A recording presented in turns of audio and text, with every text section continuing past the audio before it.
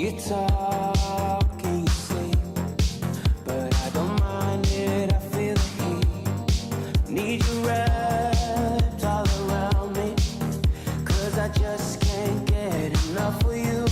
With every word we're saying, oh, and every step we're taking, I wanna let you know till the end of the night. I'll be waiting, it don't matter what you do.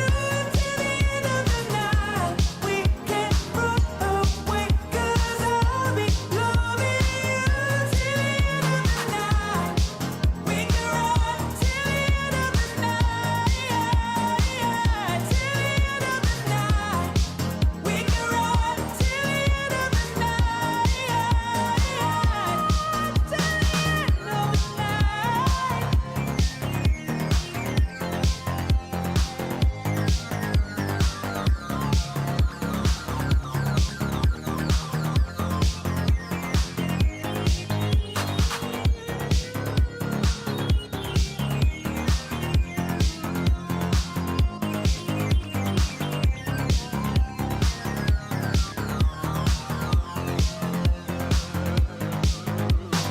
I can't get enough of you, but I can take this no more.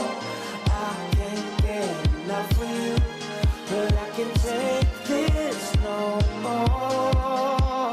I wanna let you know till the end of the night. I'll be waiting, it don't matter what you do. Till the end of the night, we can run away,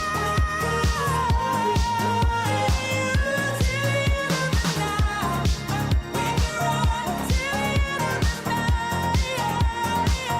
till the end of the night, we can run till the end of the night, till the end of the night, we can run till the end of the night, we can run till the end of the night.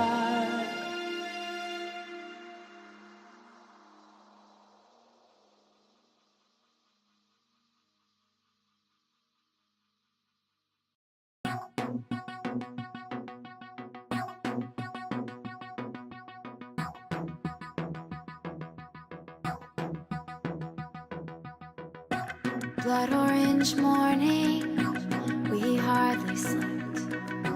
Polished chrome, tinted glass, the way you looked then. We slept with our heads together, we had the same dream. Cityscape and the chipped door piece.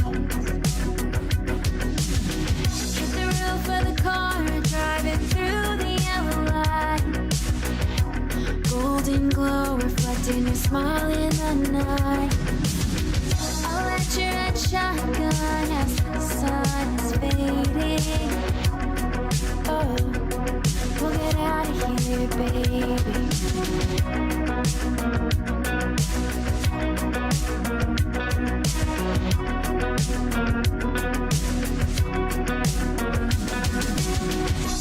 Out on the lakeside, where we stopped to rest. 1,000 miles from home, but we never felt this close. We'll start a new life in a new kind of light, where the water's never murky and the sky is clear. We slept with our heads together, we had the same dream. New town in the window of a train. Going 85 under a street light. Empty freeway in the middle of the night. I'll let you DJ, lean the seat back, you know, get caught like that.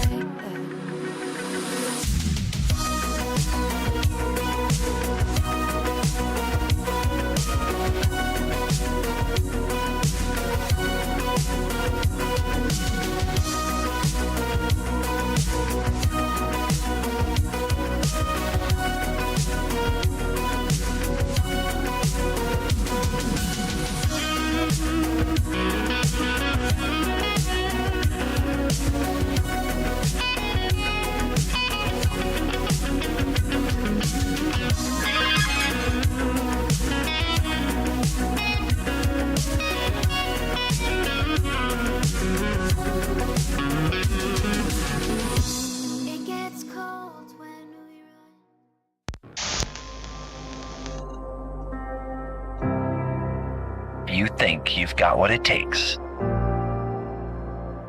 challenge the one in Best of One. You know right where to find me. We have returned to the CGB Dojo, the Cool Kids Club Dojo. When you go up against the one in Best of One, it's a tough battle. I fear no goblin. If I make you feel bad for goblins, I'm doing my job, guys. I like taking that cool thing that the opponent's excited about doing and squashing it. True villain mode has been activated. Why won't you die? Never didn't have it. You cry those tears, opponent.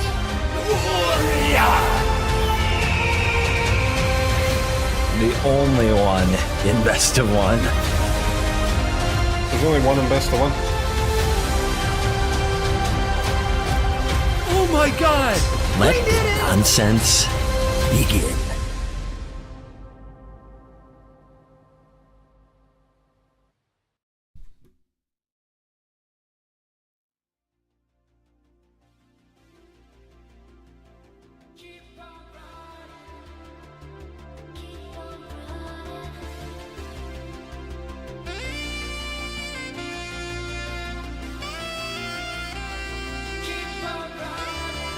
Morning, babies.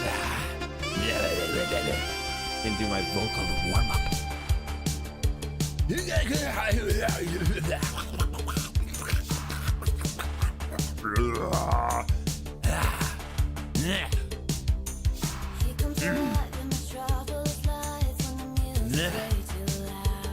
Hello and welcome back to another Cobra Go Blue stream.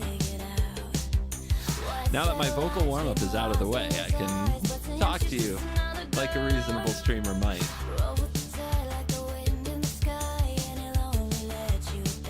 Oh yeah, it's a good day, baby. It's a good day. Music is loud.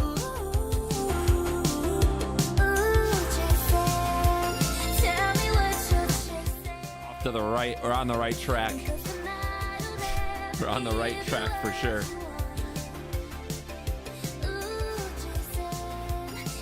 Yes, we are rooting for Utah, no questions.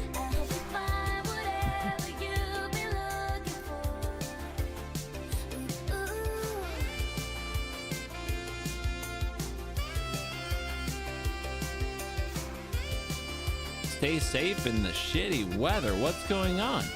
Tornadoes? We has NATOs? I live in a place where nothing happens.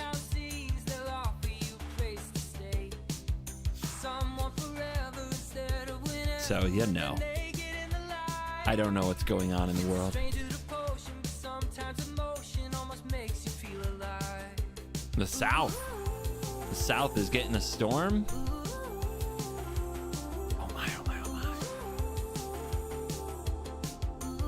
This says that it's live, but it's not live. Oh, but it's live? There we go. Did it.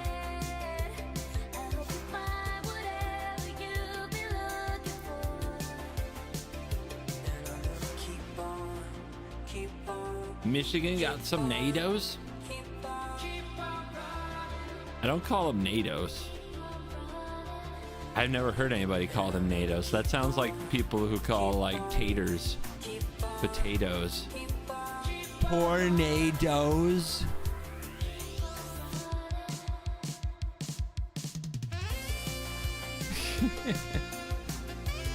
Go blue indeed.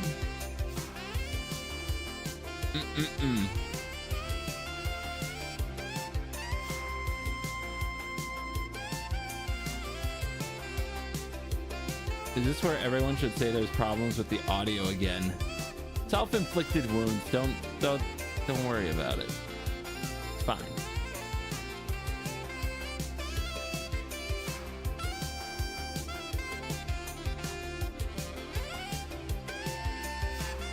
We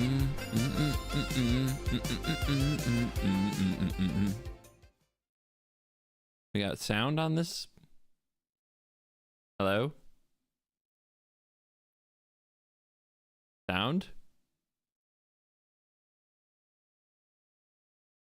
Where's my ambient, just rando music? Hello? Who is it?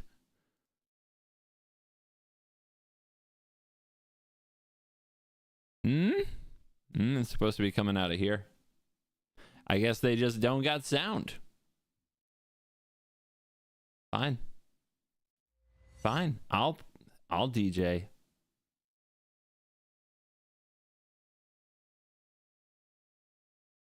How are replacing memory deluge after rotation? It's fine, guys. There's no rotation. Never gonna happen.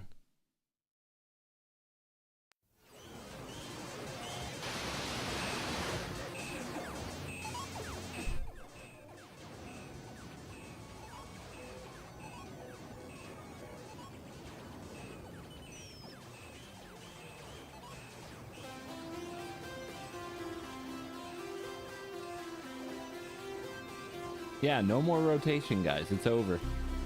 Dunzo. This is standard forever. We're just gonna add sets. We're not gonna take sets out. Too many nerds were butt hurt by the making of this format. So, starting today, I'm the new president of Wizards of the Coast, and we're just never gonna rotate anything. We're just going to use a new tactic of more, where we dump more cards, more sets, more mythics. We're gonna do more of this, more of that, more additions, no subtractions. You're gonna get everything. You're gonna get more of it. It's gonna be great. It's gonna be amazing. You're gonna love it.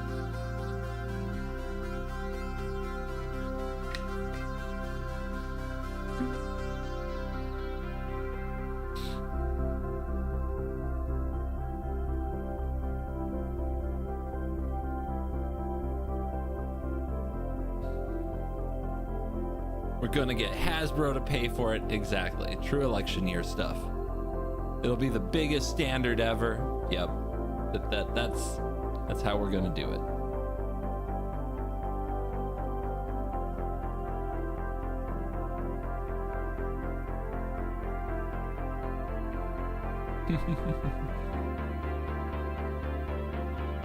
Looks like we got 8 minutes to chill, guys.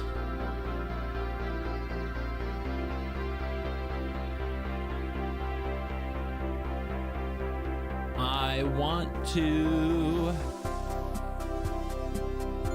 What do I want to do? I'm working on my Pantalaza deck.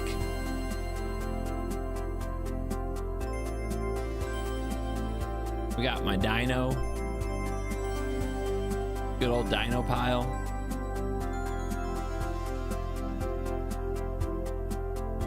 How's the Chromium rebuild? We'll see. Always ongoing. Wow, we didn't even make it for the first half hour without whining about pronouns, guys. Erase the erase board. Somebody once again getting butthurt. Oh God, how dare those words on screen ruin my experience.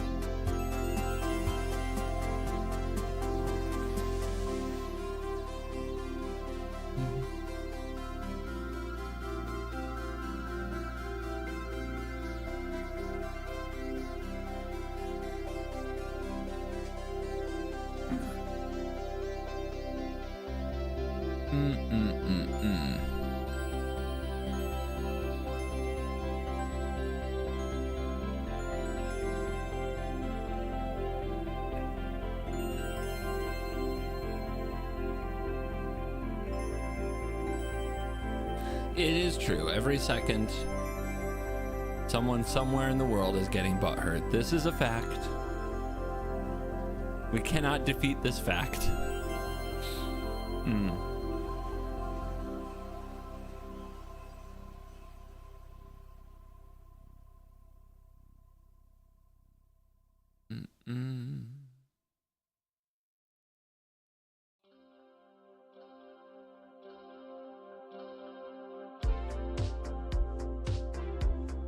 It's YouTube. YouTube in particular, man.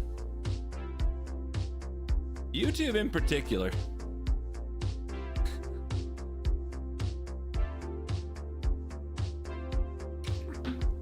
The top shelf tumbles and the wall clocks run the well. That's okay. We can be chill. You missed the last train from the city tonight. Old friends see each other in Are you more excited for Pioneer Masters, Modern Horizons 3, or neither? Modern Horizons 3. It'll probably have some new cards that are fun in Commander.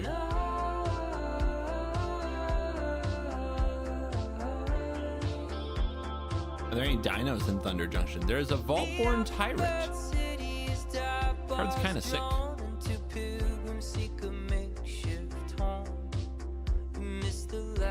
Do you think standard meta will be affected by the PT? It won't. You might see the, let's see, you might see 4-color legends more, but every time decks like 4-color legends pop up, they fall off pretty fast because they're hard to play. And people get really annoyed that they have to spend a lot of mythics and then actually work for their wins. Have you seen Modern Horizons 3 leaks? Nope. I don't need to. I get the guys, I'm an MTG ambassador. I get to see, I see all the cards like a month early no matter what, and I can't keep up with what I have. So like I can't do preview season like I used to. I can't get hyped about spoilers. Doesn't PT always completely define the meta? No.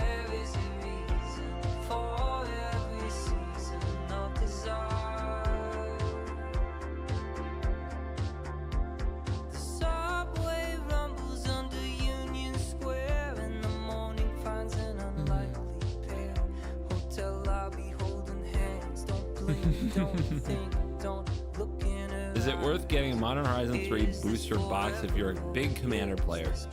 Probably not. Like, I don't know. Is it ever, like, worth it is such a thing for me. I feel really weird answering questions like, is it worth it? Because it's such a personal thing. And I think people don't get that. They like worth it, they think is like a universal term. So like you can talk about like the financial value, right? But I don't actually worry about the financial value. I worry about, is it fun? Is it worth the time I put into it, right?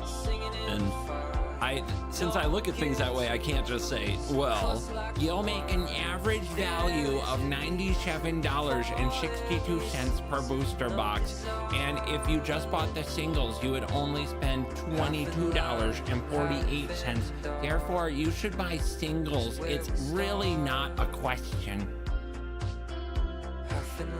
And yeah, that's like, so I don't know how to answer that.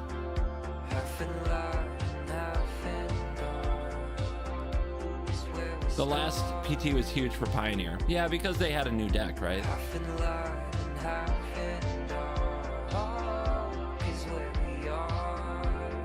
You miss playing the circuit? No. I was never that hard locked into the circuit though, but that's part of it. Like, it was really eye-opening the first time I like did well enough at the PT to qualify for the next PT, and then it was like, oh, in 2 months I have to have all this money again. And I was a pretty broke kid, so that wasn't an option, so I didn't get to go.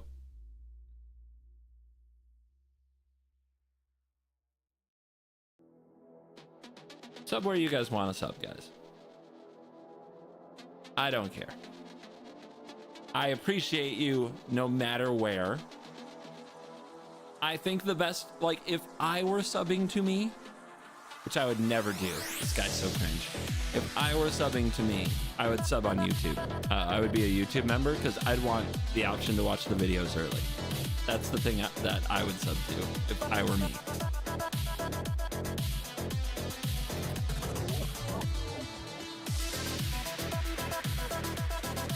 What's your favorite game from the Pro Tour you played? I can't remember them. That's sad, right? They were so long ago. What's really bad? because of the way the human brain works.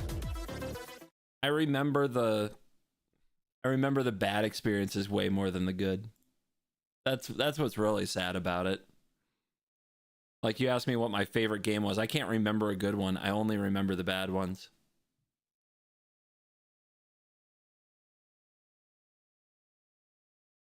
Let's try refreshing this again. Thank you, NA, for becoming a member of the Cool Kids Club. I don't know if that means you're from North America or a name is not available or what, but I appreciate you. Hey, I got my ambient music.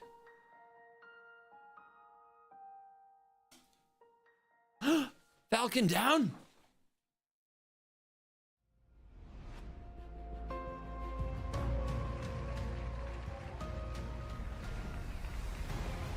Falcon fell.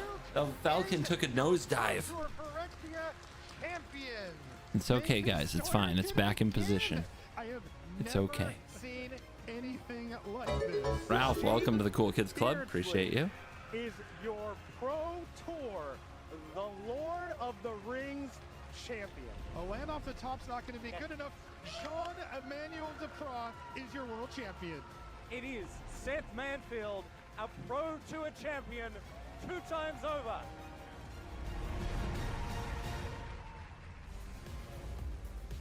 Hey, what's up, everybody? Welcome to coverage of Pro Tour Thunder Junction live from Seattle, Washington.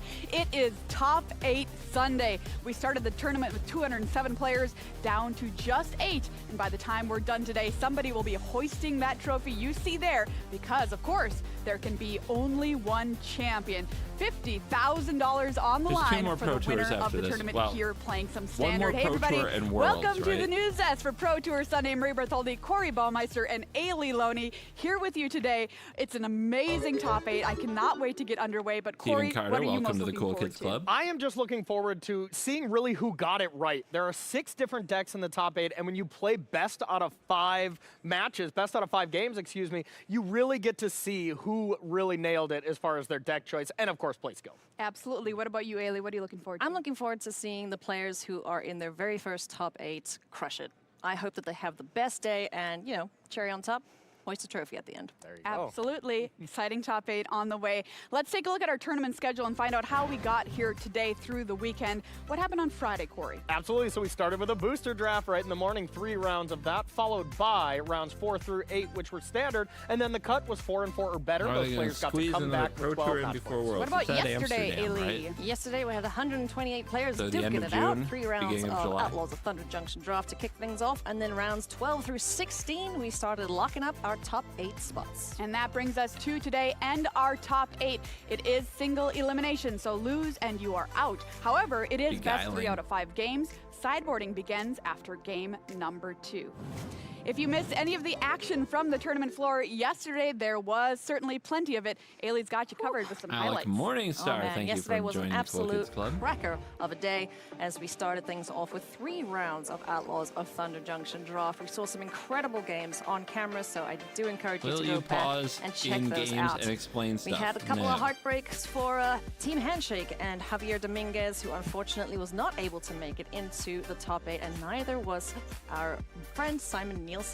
But Arne Huschenbett remains the lone star for Team CFB Ultimate Guard, so all of Team CFB's hopes are resting on that young man's shoulders. 2 teams, though, however, who did dominate Did too were much- Team there's Moriyama too much Japan coming and at me Team too San fast. Tomo, all putting 3 and 2 players into the top 8 respectively. So looking forward to seeing which of these teams ends up as the dominant one for the weekend. Looking forward to seeing former world champion Yuta Takahashi rocking it. Looking forward to seeing all the first timers in the top 8 kicking in as well. It's going to be a great day. There's a look at your top 8, everybody. Doing battle here, like I said, top prize $50K. I think there should be towards combo that decks in trophy. standard. All these players going to the World Championship later this year as well. You see Yoshihiko Akawa sitting there at 15-1. These are their The records from the Asparians Swiss got it portion wrong. of the Is that a tournament. term? Yoshihiko Akawa led the tournament basically all of the way. Yeah, pretty much, yep. With that 15-1 record there. Sean Goddard, a little bit of a tougher time And those two are actually going to meet coming up here in our quarterfinals. Ikawa is the first seed on Domain Ramp versus Sean Goddard playing this very cool Teamer Analyst list. Next up, we'll have Arne Huschenbett on Esper midrange and something of a mirror match here with Lucas Ailey Dukow is from also South on Africa Esper midrange. and currently Then we'll have resides Takumi in Matsuura Canada. playing this very aggressive Boros Convoke list versus Jason Yi on the super sweet 4-color Legends deck brought by Team Sanctum of All. Teammate in Ray Zhang there also playing 4-color Legends up against Yuta Takahashi, former world champion, on Azorius Control, a spicy pick for the weekend. Love it. Super, super cool stuff. Well, let's find out how the players are feeling ahead of the top 8 Why do this some morning. players Ailey use a talked. generic magic flag? Because they wanna. I don't know. This The is a dust has settled tabletop after show. 2 days of competition here, and only 8 players remain. Let's go meet our top 8 of Pro Tour Thunder Junction. Up first, Sean Goddard in his very first Pro Tour. You said on Twitter, just one more win. Just one more. I want to make it to day 3. How does that feel? Amazing. I'm so happy to have finally made it. I've come close like a few times before. God, and yeah, it's so to make quiet it in is this incredible. room right now. It's a little awkward. Best of luck today, Sean. Look forward to seeing you play. Up here, up next, we have Yuta Takahashi, former world champion, no stranger to high-stakes magic. Yuta, how are you feeling? Yeah, keep focus on. Keep that focus. Yeah, Good luck today. Yuta! And next up, we have Blue-white Magic control, Online nothing to say. Flusher in his very first Pro Tour final as well. Pro Tour top 8. Lucas Dukow, how are you feeling today? I'm feeling good. This guy. Best of luck. This Look forward guy. to seeing you playing. I love this And then guy. up next, we have from Team Sanctum of All, Jason Yi. His interviews who bought are one of the priceless. coolest decks that we have seen in a very long time. Jason, looking forward to today? Yep, looking forward to crushing it. There it is. Up That's next, a we gamer. have our leader we of the finally have a tournament, gamer. locked up his top 8 position first and is back in a top 8. Wait, where'd the, Yoshihiko where, Ikawa. where Best did of they luck go? today. How Those are you 4 feeling? disappeared. Yeah, very happy with it in this morning. So, this is my third top 8. First, top 8. Second, finalist. This is third, so I want to be a champion. I wish you Wow. all the best, and I Calm hope to down. see you hoist that trophy. Shut Good up. luck. Yeah, thank you. Hogging the mic over here. And then over here, another member of Team Sanctum of All, one of the combo players extraordinaire, getting ready for today. Best of luck to Ray Zhang. Over here, we have No the time for German- interview over there. Almost juggernaut. I won't take that from Kai Buda just yet. But Arne Huschenbett, newest member of Team Channel Fireball. How are you feeling today? Oh, this guy's got this. Yeah, I mean, I got my coffee in, juicing up. Yeah, I'm feeling good. I'm feeling ready. I'm not all too nervous. Maybe that kicks in later, but just happy to be here. And Streamer speaking. Best You of can luck, tell. Arne. We You look can forward tell to who's perhaps a seeing you streamer in this hoist group. another championship trophy. And then finally, we have Takumi Matsuura from Team Moriyama Japan. Also looking forward to today. Takumi, ganbate. Good luck. 8 players, 6 different And deck that's that. archetypes. Only one is going to be champion. Oh my god. Who's it going to be? We'll have to wait and see. Love it. Love this. And to find out our champion, we've got to kick things off with the quarterfinals. Let's take a look at the first matchup Give it that up we're for going to see Ailey. on camera today. Trying it's our to- first trying and to pull 8th seed, interviews out Yoshihiko of the most Okawa, up against uninterviewable Sean crowd. Goddard, the third Pro Tour top 8 for Ikawa. Now, Sean Goddard hard has top job. 8'd too, but they were Magic Online Championships. Also a very difficult tournament, but let's check out how he can do here in paper this weekend. Let's take a look at Ikawa's road to the top 8 here. Certainly the smoothest road to getting here today. Our tournament leader after day 1 didn't lose until round number 10 against Javier Dominguez. In fact, Ikawa beat Lucas twice, Arna once, and Yuta It's the once in the babyest tournament. sleeping voice. So It has really mowed is. down 3 of the top It 8 really is, competitors Tara. already, some in limited, of course, but got me feeling good, at least as far as that is concerned. Sean Goddard, on the other hand, Yeah. had a bit of a rougher It's start to language the barriers, tournament. it's Check this social out. barriers. Lost It's all- in rounds 2, 3, I don't and know 4, why. and then a draw there in round Am number I a 6. bad person then that I decided, find it you know a what, little I amusing? don't want to lose anymore. I don't think I will. And won out for the rest of the tournament, able to draw in with Jason Yi there in that last round. Wow. So those are our players here. Let's talk about these decks, Corey, and tell me why, even though Ikawa is our top seed, did excellent and constructed, it might be a tough match for him. Yeah, it is a little tough. So let's start with Yoshihiko Okawa's deck. Dominated the tournament here with Domain Ramp. Now, Domain Ramp really... Oh, I think we maybe... got the wrong deck list up there, but we do have Domain Ramp here as our first main deck. switch Now, deck Domain list for Ramp the really finals. wants That's to normal. play against these hyper-aggressive strategies as well as mid-range decks. Yes, what's funny Domain about the Ramp interviews pretty is that good against control. the It's broadcast pretty even, tries but to the one force them. matchup That is what's Akawa funny, doesn't yes. want to play against I think that you is nailed it. combo. So these combo decks, when it comes to this Teamer Analyst deck that Sean Goddard is playing, Ralph drops is $2 to very say Boros devastating sucks. for Akawa. So yeah, dominating the tournament all day. Your reward, you get to play against Thank your worst you. matchup. Kind of frustrating. Yeah, that's tough. That is tough. This Teamer Analyst, though, Yeah. Corey, you love this list. Yeah. Oh, I love it. Yeah, it is so fun. So here's Sean Goddard's No list. Now, Boros this in is a top, deck there's one. that is extremely powerful. One of the best Game 1 decks out there, right? Now, I would say games 2 and 3, but games 3, 4, and 5 here in the top 8, you really don't want to play against Rest in Peace. Good news for Sean Goddard, games 1 and 2 are pre-boarded. So only has to dodge the Rest in Peace games for those 3rd, 4th, and 5th match.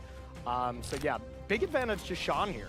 Yeah, and there's a look once again at Yoshihiko Akawa's deck on Domain Ramp. Certainly a very, very powerful strategy, Corey. Yeah. What does Akawa need Cartographer's to survey. do I to can't get believe the upper that, hand man. here in this tough I don't match? get it. Yeah, really has to disrupt the I don't get Nissa, it. disrupt the analyst as soon as Sean plays them, as well as just get an early Atraxa, early herd migration to be able to put some pressure on the combo deck. I So guess disruption, Cavern? pressure, Is Cavern that's how the you reason? beat combo, and then post-board, Rest in Peace is definitely the answer. Akawa, though, only has 2 in the 75, so yeah, very tough matchup for Yoshihiko Akawa. All right, well, let's find out what happens. It's time for our first quarterfinal here at Pro Tour Thunder Junction. I'm going to send things over to Marshall and Monty. Wait. Yeah, thank you so We much have for ramp welcome to the v booth ramp? here. It is, of course, Sunday. There is that chill quiet in the room of anticipation before the top 8 starts. And walking in today, you could definitely sense the tension. It's really awesome. It's one of the best feelings in competitive Magic. Before we kick things off here, and that's exactly what we're about to do. We are tension. heading right into our first quarterfinal match. And this is going to be, Monty, between Yoshihiko Akawa and Sean Goddard. Let's see them as they come out on to the stage here. There's Yoshihiko. Won the RC from Japan, Korea, and was very excited to be back on PT. Hi. And you see You Sean wanna walk play out Magic? now Yes, I as do. well. Matchups wise, We're gonna have a game. they just talked about it at the desk. Domain Ramp in the hands of Ikawa. Goddard Teamer Analyst. Yeah, we saw Ikawa really take advantage of the high concentration of Esper mid-range in the field, really dominated the Swiss portion, made it to the top 8 very easily. Just a friendly but little only one match, Esper in this thousands of top dollars 8, on the and line. This Let's Team go. Analyst deck, this can really go over top of all of these powerful Angels that we have seen the Domain Ramp deck try to utilize, so it's a much tougher matchup that Ikawa has ahead of him in this top 8. As you can see, there's 3 little circles next to each They player's literally started playing Magic names. 12 Those minutes after represent the game show wins. We are playing started, a best which is 3 out of kind of, 5 I think, a here. new The record for a first 2 Sunday, games will so be we can give it up pre-sideboarded, for and any that. games after that will include sideboards. Ikawa hoping not to be a victim of his own success here, being the first seed after dominating the Swiss and getting a matchup like this. Never what you like to see, but of course, no matchup is that skewed in this current standard format. So even though it's a bit of a tougher matchup, it's certainly not an unwinnable matchup for Ikawa. There is still plenty of play, and a lot of it does rely on cards like Leyline Binding being an answer to this Nissa Resurgent Animist that the Teamer Analyst deck is trying to use. They were Let's see, like, up to Ikawa was Beanstalk really here, kick hoping things that off for Analyst Ikawa, got and now eliminated, Gloops the Core right? is going to be the follow-up play. That's just a one of. Yeah. Nothing yet for Goddard. Only fetches basic force. When I played out this of the deck, matchup so you can't online, really play the too many, recruiter was considering really the deck important. is only Like, playing if you 3 ramp basic hard force, enough I and then believe, do the but recruiter you are thing, you looking can for kill that them before 2-mana they ramp totally spell that pop. It's we just don't really hard to get do. in standard these days. This is the type of effect that typically costs 3 mana now in most cases, or there's very heavy restrictions on it. Gone are the days of rapid growth. So very much I need something in this early game to get me to what I'm doing later on. All right, Sean's going to play a namesake card for his deck. That's Aftermath Analyst. Yeah, you very much see the kindly place 3 graveyard piles, both for us as the viewers, for his own sake, and as well as the opponent. We have the lands in the middle. Those are the relevant pieces being brought back by the analyst or Splendid Reclamation. The Memory Beanstalk versus Deluge no just interaction being able isn't to that be cast important. from the It's not like graveyard, he's going and to then sweep the board everything much. else that doesn't matter quite as much. Okay, sorry. Last again. Ikawa just having a quick chat with our card spotters. And this has to be binding, yeah? Very kind. Yes.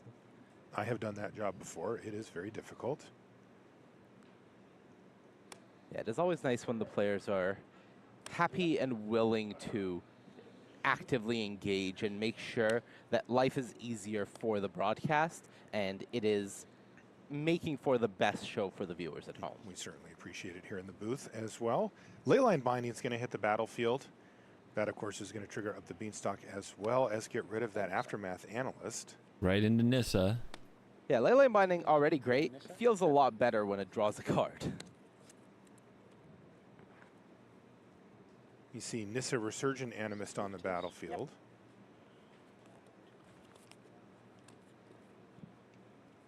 Doing its best Lotus Cobra impression. Right. Gone are those days. Yeah. You just named 2 cards that were kind of staples for a while and they're no longer here. Though the tools we have now aren't too bad either. No, definitely we are seeing power creep isn't the exact word, but as Magic has evolved, we are seeing where the design spaces can really go over time as the game reaches 30, 35 years old. Yeah, the game is old, man. Game is old. We do what we can. And you can see Sean has that green mana symbol. That's just to anytime that there's going to be mana floating.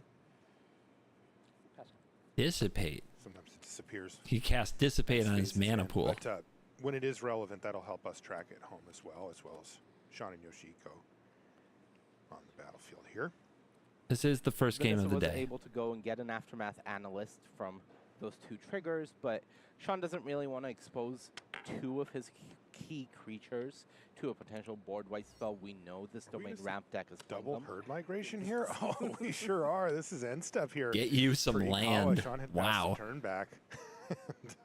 But yeah, casting Herd Migration doesn't do much. Some lands. It is a card that Get some basics Ill-Timed out of the deck, Explosion gain likes some to deal life. with. Life is pretty important here because if you are able to disrupt the Analyst deck enough, there is only so much that they can do in a certain turn. If you're keeping the Nissa off the board, if you're keeping, for example, Spelunking off the Does board, need a way to then deal with the they Nissa. may have to go for a Virtue turn into a capped World Souls Rage and pass, and then you may be able to recover from there. It's a binding. Ikawa That has is another a Leyline they Binding. drew what you needed. And that up the Beanstalk really kind of Have you ever turboing here played with because Brian if you look Kibler? at the Yeah, rest of it's on the hand here for internet. Ikawa, a lot of lands in an Atraxa. Yes.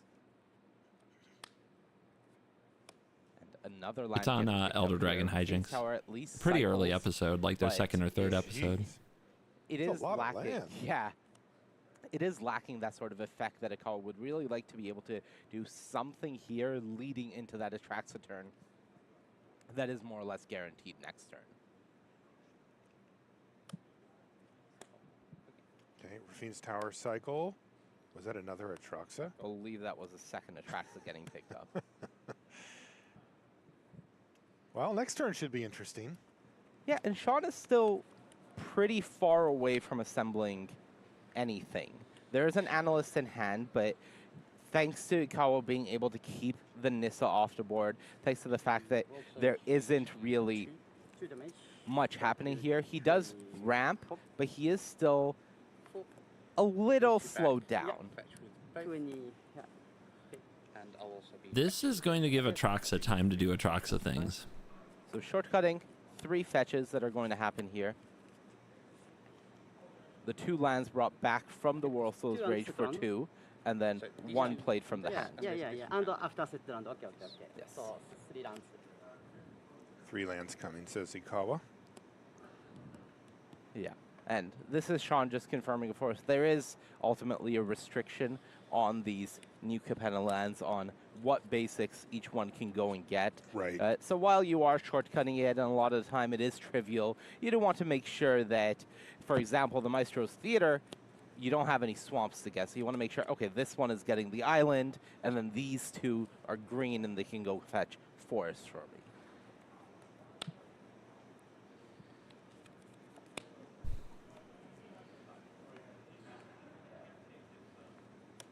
Okay, so now we're going to see Atraxa Grand Unifier hit the battlefield. There's also trigger from Up the Beanstalk on that. It really needed one more card, I think. I think Atraxa, usually being a 7/7 flying vigilance, lifelink, death touch, draw 5 cards isn't enough. I think draw 6 look is at the what you're looking lands. for. Or in this case, draw 3. This is a Is tough that one. that's a 2-card Atraxa?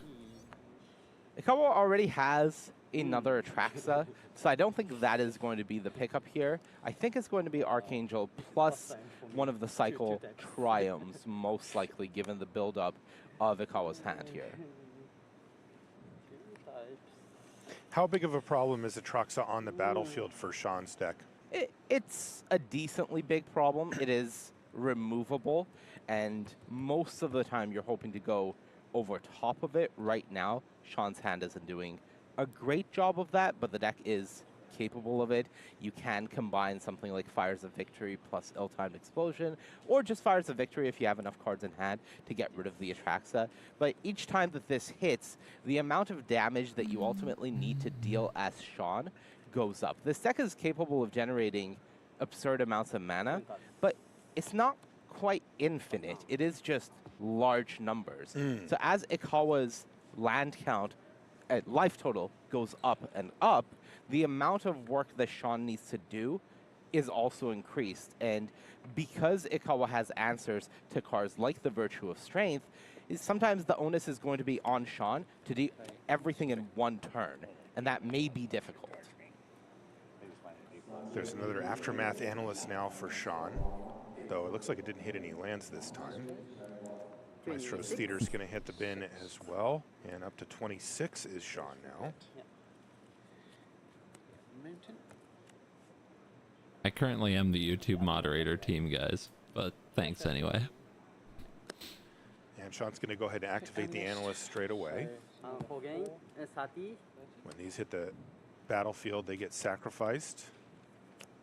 So 4 searches coming, plus 4 more life. The Bloodletter combo, I don't think I saw at all at the PT. Currently, there's 9 on the battlefield and 4 more coming here, assuming Not that each surprising, of these really. sacrifice lands can find the proper basic, as you do see him laying it Pros out here don't in front just of play each one. Boros without So removal. This is, I believe, 13 of the 16 basics in Sean's deck coming out. That leaves 3 more All to this be fetched. land fetching and shuffling so slows now down he the really action. does need to Were you utilize that expecting Shigeki in Fast and the hand Furious? to get back some of Magic these the TPs Gathering in the plus graveyard, Michael like Bay? the Analyst as well as the Nissa.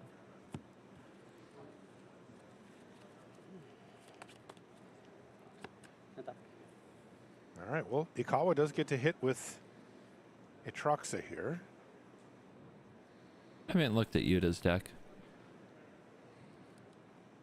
I remember seeing it play, and I didn't see anything Atraxa's been particularly one of the surprising, but we'll awesome see.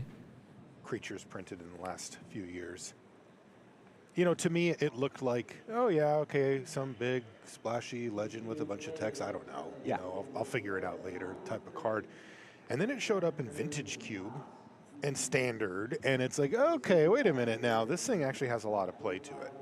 I think it's one of those cards that, you know, started out as a legendary creature, and it's like, okay, well, this doesn't feel What can legendary Ikawa even enough. do Let's here? make it a little stronger. So you add another keyword to it. Let's make it a little stronger. You add Cast another keyword to it. Atraxa. Let's make it a little bigger. You Just add like didn't plus do 3, much. plus 3 to it. You're like, perfect. I think you have to This try will to be hit an the untapped best white in casual binding. card. And suddenly constructed players are like, ooh, you added a lot to this You see him thing. kind of peeking around the corner. Huh. Hey, Atraxa.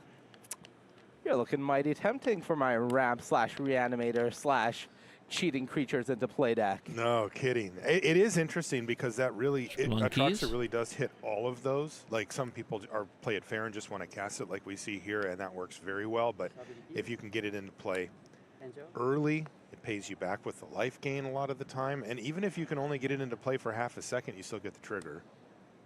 Mono white not strong. You can play it. Probably fine See in Cameron best Souls of one. now for Ikawa. Ikawa picked up a copy of Imidane's Recruiter, which is nice. That is able to provide a big burst of damage. Unfortunately, he did discard 2 herd migrations earlier going after Hey, Holy, I know you were over on basics, Twitch. so It's he cool. doesn't have those available. There's a dinosaur remaining from a previous game. Yeah, he said, I Likely forgot to for remove Gary it, Stomper. but also not going to change it. Yeah, I'm good with this. Pow pow. So there is a big burst element being represented by Ikawa here, and Sean has a lot of mana to work with, has Shigeki, so everything in the graveyard is more or less free game except for this Nissa. It's I on the believe menu. Shigeki cannot get back The whole legendary graveyard monsters. is on the So, menu. a lot of things. You're right. Free game here in that graveyard. That Virtue plus the Analyst being very important. But There is rest you in know, peace it is in the still sideboard. going but to be they a have to play test 2 game clear ones off because this it's best board of and 5. That's try pretty to rough. close out the game if you're in Sean's seat. Yeah, I wonder if Ikawa has lethal next turn. My assumption would be no. Yeah, currently has 10 represented on the board. The Recruiter can make 2 more 2/2s, so that'll be 14. And then playing the Recruiter itself with that ability will add another 2 plus 4. So that is 20. Where can we if see Sean future was to do matches? Try nothing. Magic.gg. Okay, so it is actually lethal. It is, but Sean has to do absolutely nothing. yeah, nothing is a big ask against this deck. And I think Sean is currently doing the math. Now, there is a roundabout way of getting Nissa back using Shigeki, which is channeling this is Shigeki best to of get 5. back the Virtue, and then This is just casting game the 1 adventure side of a Virtue best of to get 5 the Nissa before another best of 5, a best of 5, a best of 5, followed by a best of 5, a best of 5, and a growth. best of 5. Add it to the list. Put it on the list. Ardenvale Fealty? Yeah. Nuh-uh. We Garen get to Break hang through the out rope. today, Like baby. You get Fealty is a thing of all the the past. covert Go commentary. At least for us this round. Now, using this Shigeki here will give Sean enough cards in hand to be able to use Fires of Victory to take out Atraxa, which is a good start. That It might takes be a shorter large day chunk than of the last damage, 2. at least, off the board. So that's and nice. should, in theory, prevent Ikawa from being able to lethal this turn. The question is, what can Sean do with the time that it buys him? Yeah, because we know that Ikawa has another Atraxa So waiting in the Shigeki wings gets at back least. Explosion, Rage, Virtue.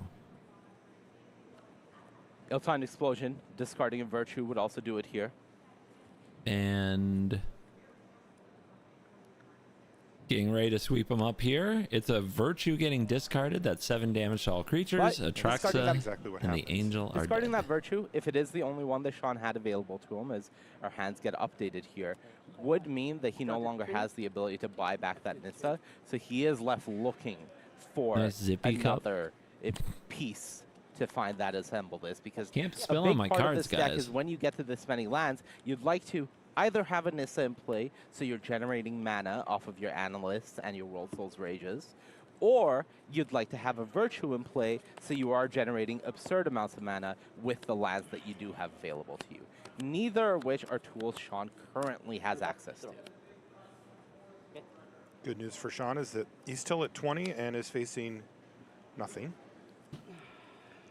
It will not stay that way for long, though, for Ikawa. Long Goodbye is a pretty decent draw from Ikawa. It is one of the instant speed answers that he has available to him as removal.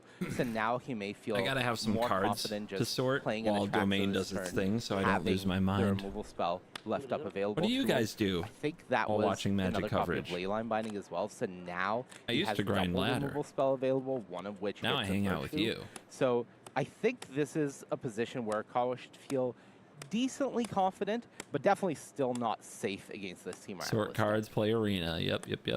Much better Watch me. this time, by Please the way, don't for watch the me that Atraxa. closely. There's got to be something else you can do with your Viseiju, hands. utility land. Oh God, what have I said?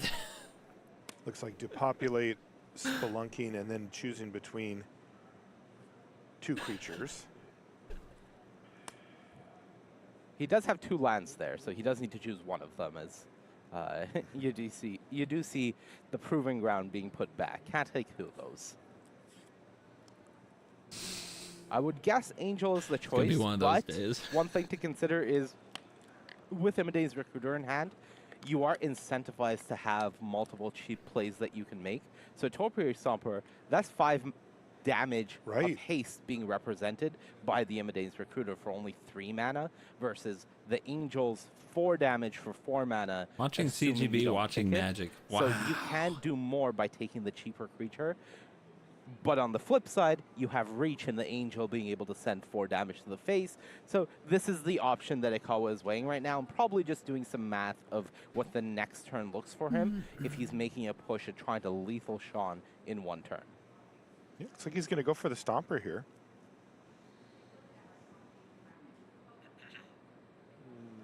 Oh, cancel that order. It is going to be Archangel of Wrath. You see Ikawa looking up. One last math check. I've been there. Mental math. You're just running the numbers, and you know you don't want to make it too blatantly obvious what you're counting, but you are counting. You are counting how to hurt opponent's face. You should just tell him. This is hard. I have to figure out if Might this actually is be going the to kill I you. think he's going with the Stomper. I like it. Okay. I like this choice. I think it's a good call. I think it gives you the best chance of winning this game in the quickest time, and I do think you do need to close it out sooner rather than later. Sean is lacking pieces, but this deck is so powerful that it is very much Weird thing not about a the given Stomper, I don't that think you Ikawa want is to in a shuffle safe your spot deck. right now. There's like 7 lands and some useless creatures on the bottom.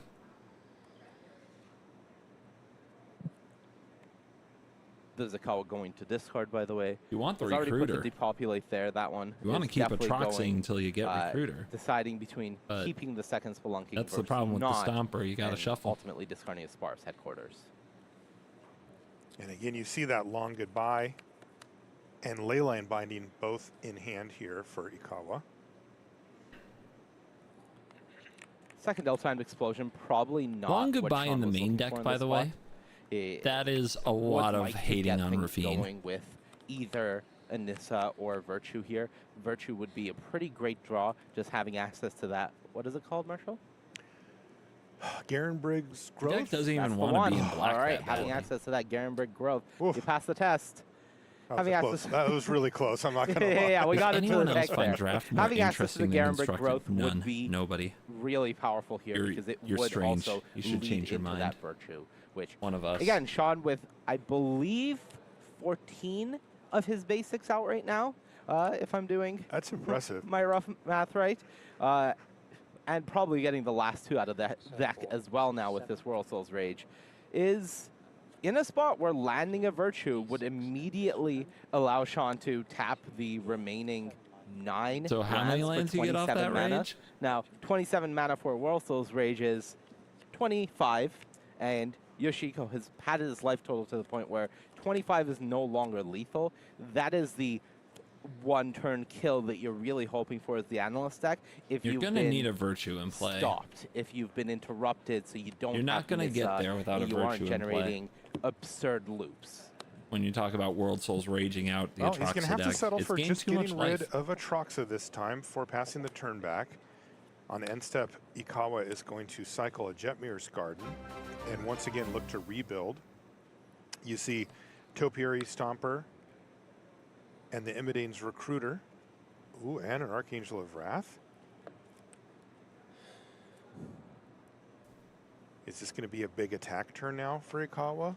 Setting up a Recruiter after something I mean, else? it's not that big of It's an interesting, attack, you'd right? really You gotta like wait the for a herd Recruiter to migration. be And there's a 2 in the massive graveyard. turn, just because you know with the existence of ill-timed explosion in Sean's deck and potentially hand in the spot, whatever board you present is most likely going to get wiped. And if you haven't dealt enough damage, then that is the end of your one Imidane's Recruiter. There is only one in the deck. So that is the end of that. And suddenly you have to win almost fairly, playing a creature, passing the turn. Oh, you have an answer, you ill-timed explosion again, you World Souls There you go. Raged again.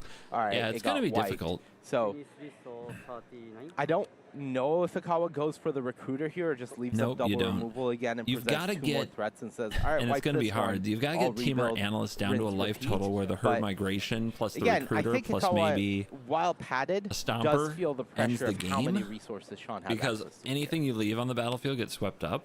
Ikawa and does they pass keep a turn gaining life. after playing his two In fact, creatures, but on life gain instead, is a Sean huge has part of this matchup. Memory deluge Like both sides to continue to are just dig. staying out of I the think he found the one-hit kill virtue. range with I'm life pretty gain, sure I saw and it it in makes That's what's the gonna matchup really annoying for both blow sides. this game wide open for Sean mana-wise. It is Because a you can't big stop the life piece gain. of You the can't puzzle game plan around is keeping being them from able to play gaining that life. You virtue, just have to go and bigger and even bigger if and bigger. Ikawa has an answer It's to a it, which total Sean knows Cold that he War does arms in that race is what it position. is. Even with Ikawa having an answer to it, Why not run 2 a recruiters? lot of the Because damage it's actually would not be very done good in your by deck. just It's only floating situationally 27 good. mana when you It's play a the knockout virtue, blow against and then blue-white using control. It's that not to designed carry for on with this. everything else. Yeah, because it's on the battlefield. for 39 some damage period is of easy time. with Here's Teamer. It is if they can get Fill-Time enough Explosion. land and stick a virtue. They might be And this able to is the get sequence there that you were just outlining, right, Monty? Where it's like, okay, I'm going to rebuild just my by board. slam virtue, likely to get Boseiju swept away virtue, again. float mana. Hence, But I think there's the still a ways recruiter's still away. being 1, 2, in 3, here 4, for 5, 6, Ikawa, 7, so 8, 9, it's 10, to 11, say, 12, okay. 13, 15, 16, 17, 18, 19, 20, 21. 22, 23, Starting another 24. explosion. I see Now there's 24 3 in the mana yard, right so now. A lot of those gone. I believe Sean does play the full 4, so there is one left in the deck somewhere. But now the bigger issue is this. It's weird because nothing is on the board, Garen right? Brick The whole race, growth. the whole Growth. race is in the Thank you, life the total silence. pad, and the Pass board the has test 0 with a creatures little right now. support.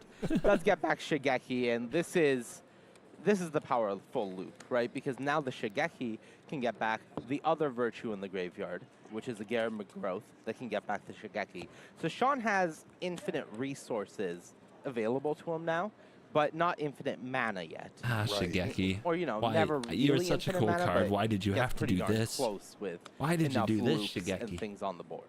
So does this mean that just over the course of the next couple of turns, we'll see Ikawa's life total plummet and Usually there's Sean no can pick up the win enchantment that way? removal in a I main think deck for what Teamer. is going to happen realistically is Ikawa is going to Not build even a Boseiju. another board with some damage here, and if Sean can last one more setup turn, then I think Ikawa will just die in one very explosive and potentially lengthy turn from Sean.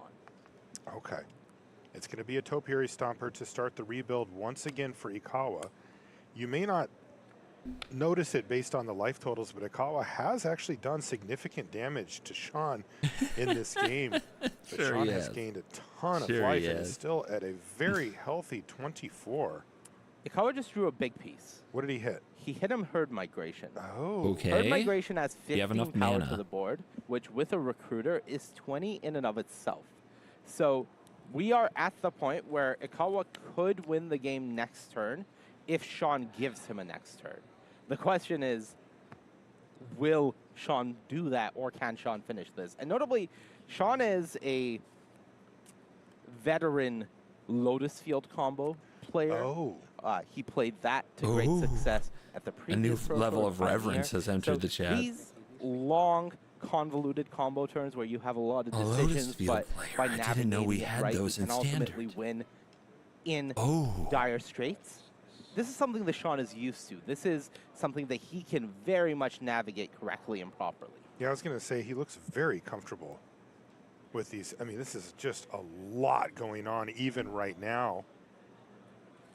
All these lands, you can see the graveyard laid out properly.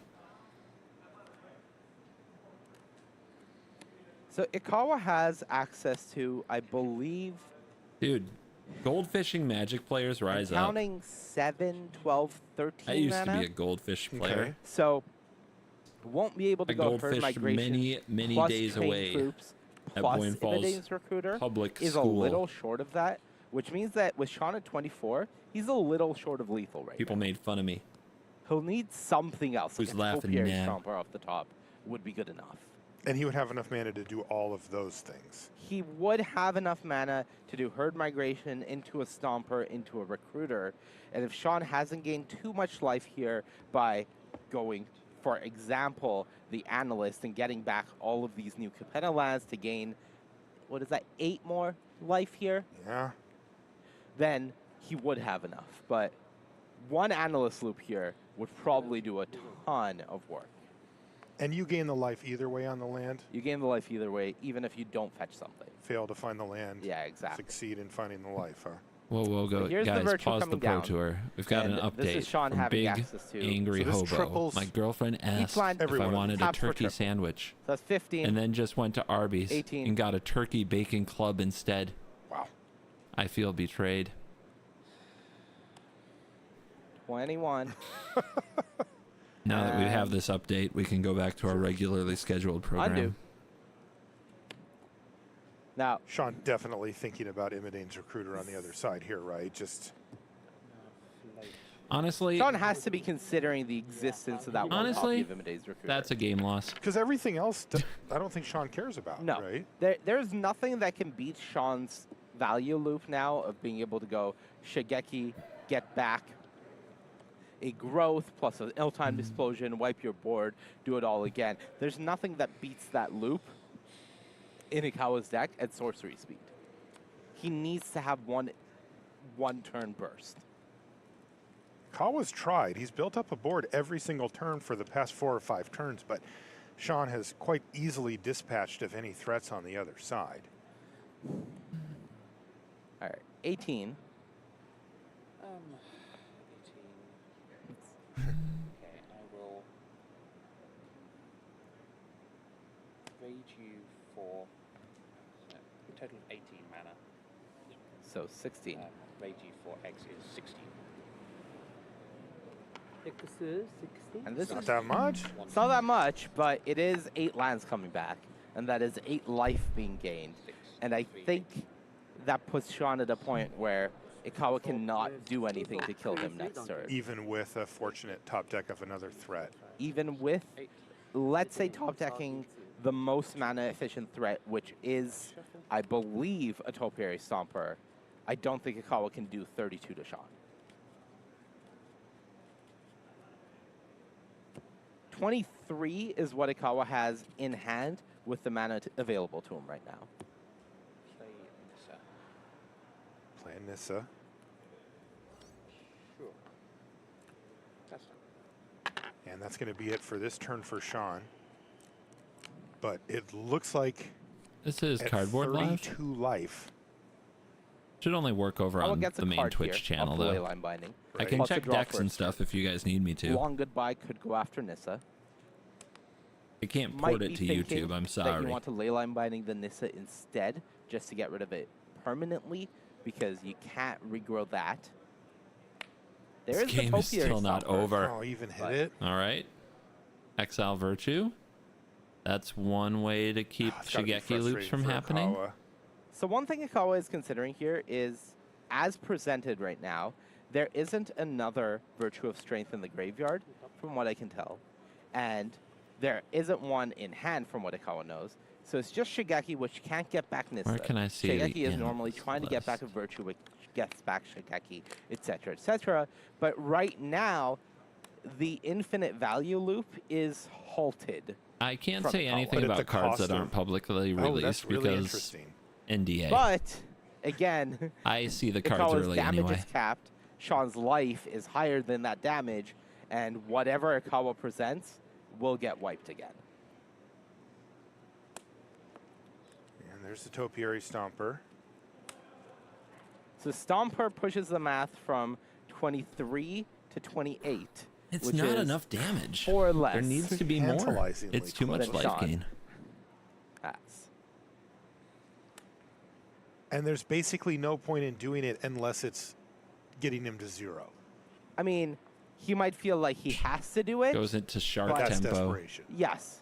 It's because he has nothing else in hand right now. So Does get to draw a card off the Herd Migration. God, look at this turn Ikawa put together. It's not gonna be Count enough, 28. most likely. Yeah. Sorry about Ikawa that. really wants this to math out, and it Oopsie. doesn't. I think he needed to draw the 4th Topiary Stomper there. And if that had a land to go get, you would have been able to present 33 damage here. Well, again, You this think it's looks like a big Xaxes? flashy attack here from Ikawa. I'm not a blocker. I haven't mathed. And just like you said, Monty, 28 damage. Sean says, well, 4's not 0. 4's And not I've got 0. some fireworks on my side of the table here. 4. No The time answer is fireworks. 4. It's not the 4th of July, you know. It is true. It is the end of April. Ikawa at just 23 life. So low, so vulnerable. Yeah. Normally when you're at 23, you're feeling pretty good about yourself, but At Doesn't 23, I think matter what Ikawa's your just dead life here. is. yeah. Yeah, I think Sean just goes Virtue, World Souls Rage you, and the only thing he has to worry about is that herd migration. By the way, give it fourth up. one. 2,000 viewers Because As when we life combine game. YouTube and Twitch. Ikawa's at 23, Well done, guys. presenting. Okay. YouTube If you go for definitely not wiping my carrying board, it, if you but go for we lethal, you love see the our smile Twitch on Sean's friends. face. Do you have the 4th one? So if Sean goes for the board wipe, is there risk? Not really. The recruiter's The done. recruiter's dead. So how is Ikawa trying to get you from 4 to 0 if you just say, you know what, I'm just going to wipe the board here? He has to worry about something like double Archangel of Wrath Yeah, going okay. to the face. So he'd like to wipe the board and gain some life, which he can do by firing off a World Souls Rage, getting back all of these lands, and then he'll be pretty safe. But obviously, you see the smile This because is he knows funny. He's he knows really- he can go for it. He knows he doesn't have to give this game another turn. But if Ikawa has that 4th herd migration, you lose. You lose the game that it really doesn't feel like you can lose. You could channel the herd migration for 3 life, so Xaxes isn't Adventure. it. I'm really curious to see what Sean does here. Xaxes is not Xaxes. I think he's going for the explosion. I Oh, do not get out, believe get it out. that Sean is going to risk what is, in my opinion, like a 98% won game in Just dome for the 25. quarterfinals of a Pro Tour. Razgat on gifted 5 Cool do Kids you Club potentially memberships. have Thank the you one guys. Enjoy There's early no access to the videos, as well as sweet emotes. Thank you very, very much 5 times over. Razgat, you're cool. He's going to wipe the board. Get it out of here.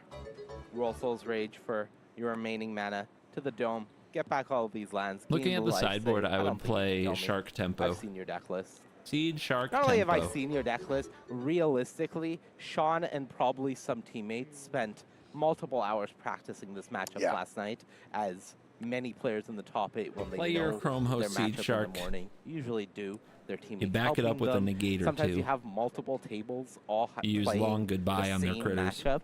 Just, okay, what if we try this sideboard plan? What if we try this sideboard plan? This is what you should do in the pre-board games. This is what you should do post-board. The more you have in your testing team, of course, the better it is.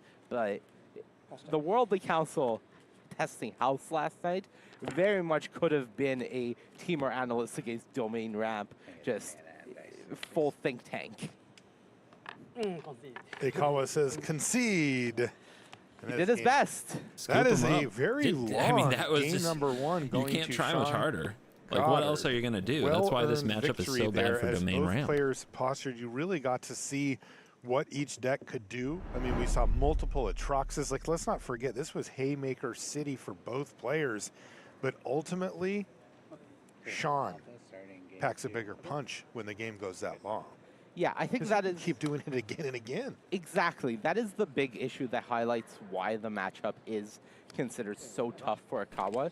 Is Ikawa ultimately has capped tools of doing damage on his turn without passing the turn to Sean. He And needs when to Sean go even gets further all of his beyond, basics in is what play, I'm hearing. and he has all of these value loops available for him, turn after turn, any amount of sorcery speed pressure that is presented, Sean can answer.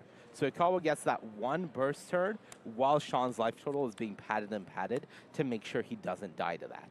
Does Ikawa have, realistic draws that could overwhelm Sean in a quick manner? I mean, it can, and notably, When do you Sean is at sideboard 5 in best cards of this 5? game. After I'm only game into 2. 5 for Sean. Ikawa kept 7. So they're on going the to play this game, So then as far turn as 2 things go, sideboards. Ikawa does have draws that can win the game quickly.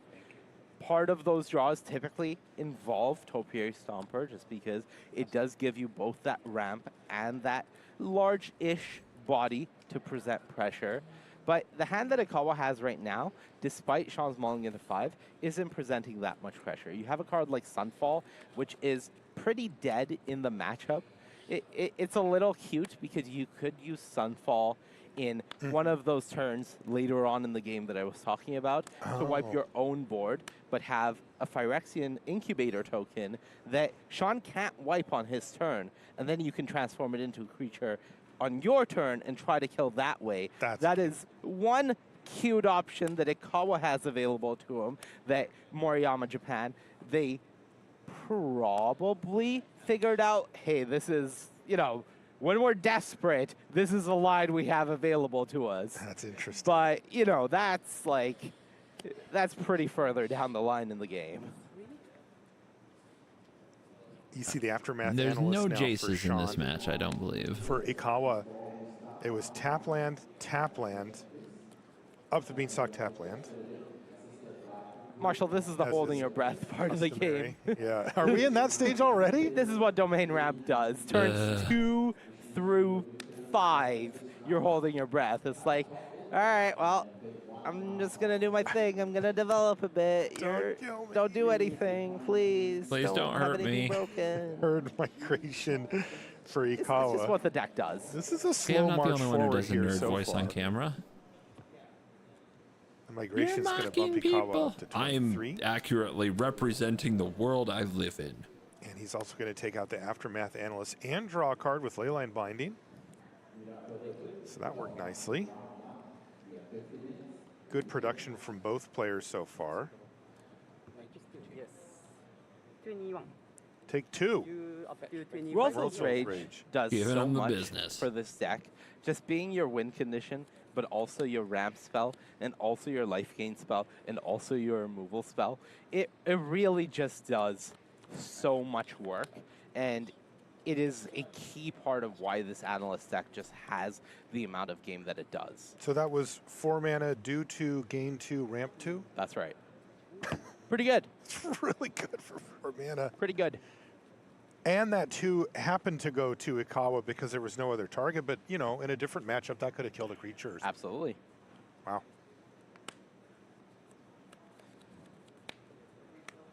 You see that Sunfall in hand. Card's really for good. Ikawa.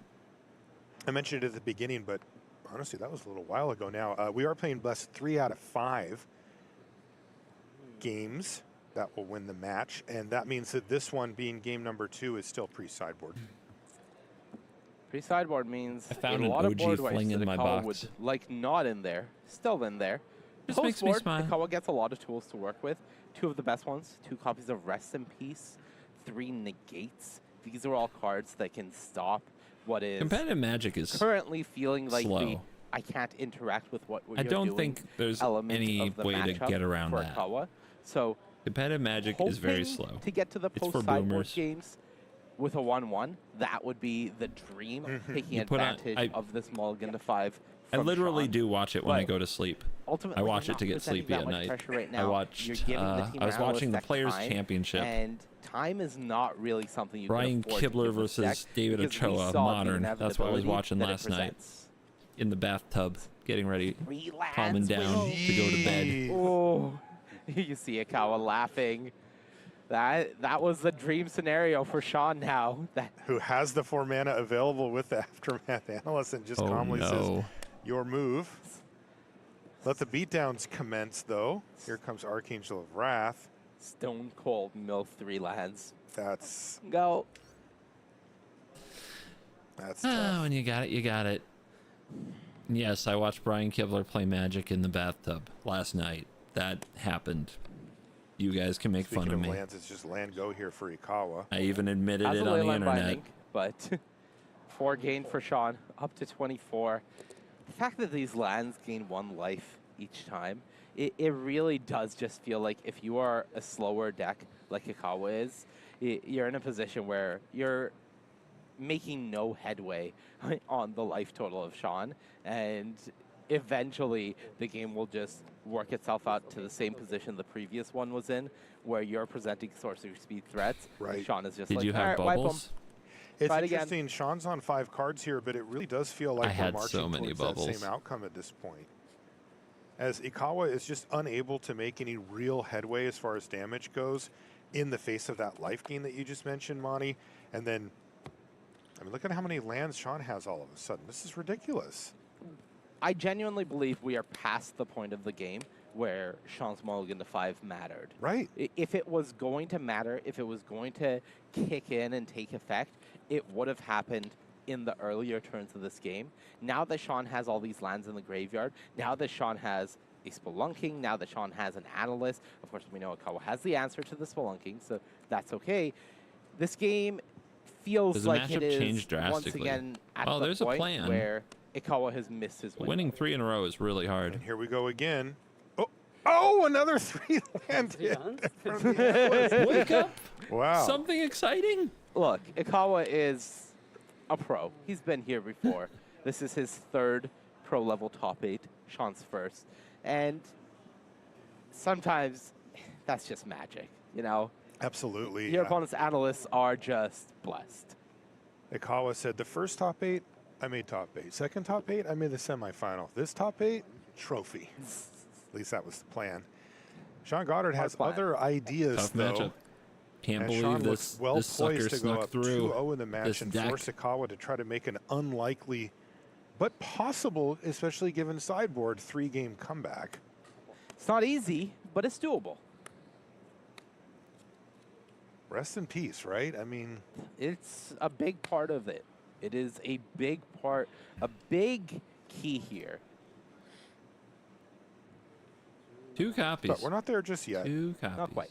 Sean Rest still in has peace. to seal the deal. Trying to save the whole It just seems shebang. like this is a replay of the first game. Very Guys, similar. I can't encourage outcome, this or enough. Just leave it on when you The go way to that sleep. it's played out is very similar.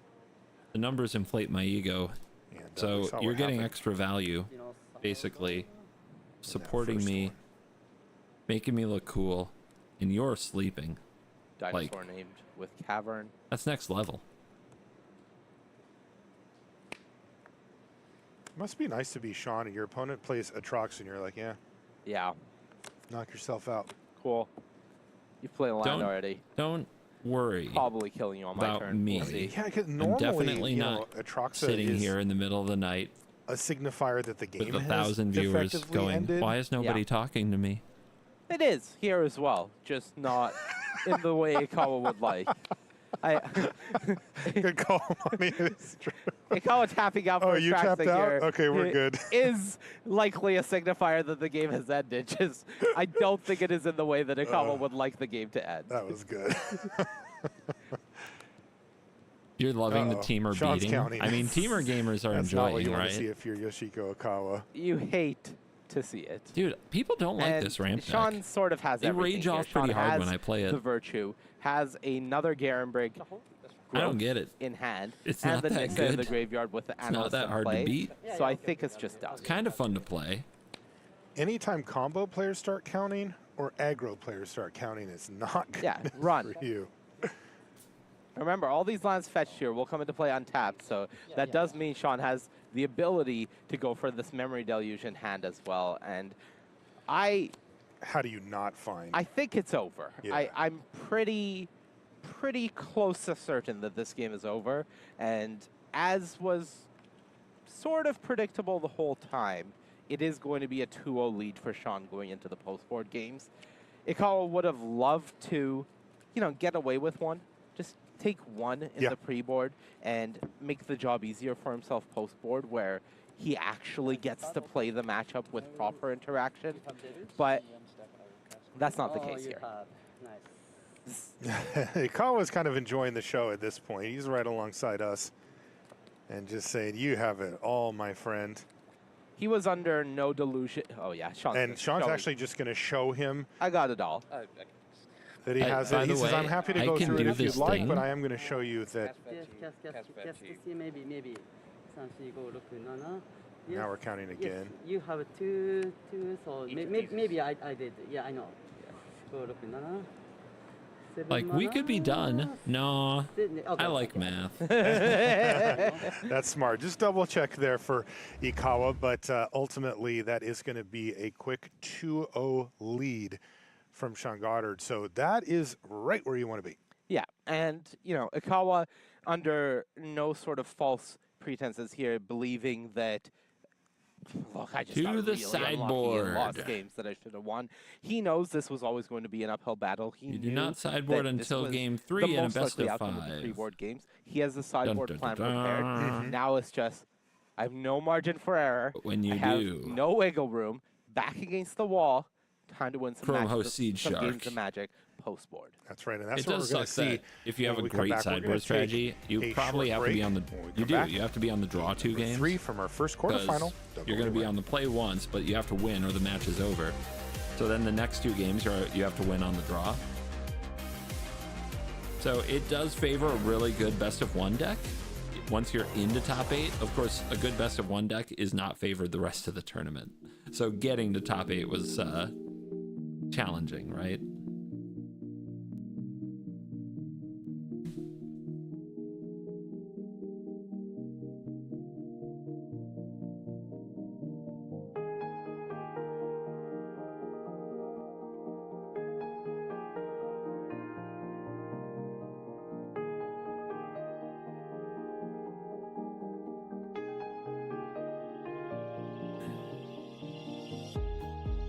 Thoughts on top 8 Boros? There's only one of them.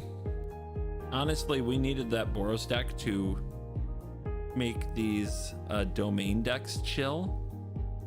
But I don't know, if you're an Esper hater, and a lot of you are, Esper by far the most popular deck. If you're an Esper hater, you need the ramp decks to beat Esper. And Boros is kind of much better against the ramp decks. All depends on how the bracket breaks down. Of course, I know that what we're really all here for is blue-white control, right?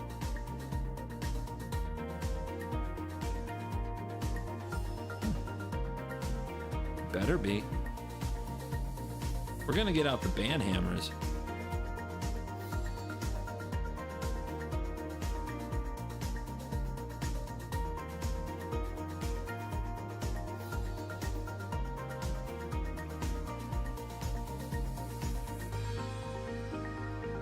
Here for Blue-Green Madness, you're 20 years too late.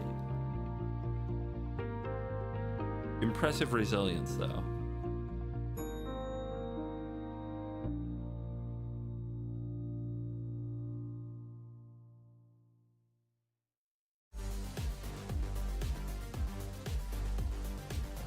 And welcome back to coverage here of Pro Tour Thunder Junction. Marshall Sutcliffe with Monty DeVuti. We're in Seattle, Washington. It's early in the morning, but we are right into the action here on our first quarterfinal match. 2 long-ish games, but both went very similar to one another. Sean Goddard ultimately picking up the victory. Yeah, I think that was the outcome we expected. Pre-board, now post-board games. It's almost like a new match, just a very, very tough match for Yoshihiko Ikawa, but at least he has new life in the matchup with these sideboard tools that he has available to him. So what are the big tools as we go back in and, you know, the players will have finished sideboarding and getting ready to play that game number 3? What are the things that we can look out for, perhaps if you haven't seen this matchup before, that are the silver bullets? There's going to be a lot of emphasis on Rest in Peace and Negate. Having access to those for Ikawa are going to do a lot to allow him to really be interacting in the matchup where he couldn't previously on different axes. Rest in Peace is the most important just because it puts an extra step in front of Sean, not only to remove it in order to be able to loop these pieces, but also if Ikawa can get rid of a large enough chunk of these new Capenna Hey, I lands guess there's pick your from Sean's poison. graveyard with the Rest in Peace when it hits the battlefield, then those are gone permanently. Even if Sean removes the Rest in Peace, he won't have access to those for his mana generation later on.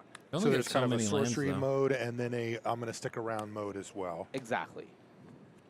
Speaking of 2-mana enchantments, up the beanstalk. It's done good work for Ikawa this match. He's had it each game, and he's drawn multiple cards off it over the course of the game, so it's fine. Hasn't been enough to push him over the top, of course. And draw an extra card. I fireball you for 50. As he did find the Rest in Peace. That card it did will good do work, though. more when the cards that you are drawing into actually have weight and value in the matchup. Previously, it's like, oh no, I drew a Depopulate or a Sunfall or some lands, and it's like, eh. But now you've shaved the cards that you're not hoping to draw, and that means that a much larger portion of your deck are hits when it comes to drawing cards in the matchup. I don't know if and you that even gives want to them play it value. now. So what happens with the Rest in Peace here? You want to make this sure the you type of exile a good thing number of the that opponent's Ikawa will stuff. deploy at his convenience, or is he going to try to time it? He's I going to think try he to is time it. going to hit it the first time that he's not making another meaningful play with his deck. So So you do just run it out there ultimately. yeah, you run it out there. You say that I'm going to make you remove this. I'm going to have value available to me.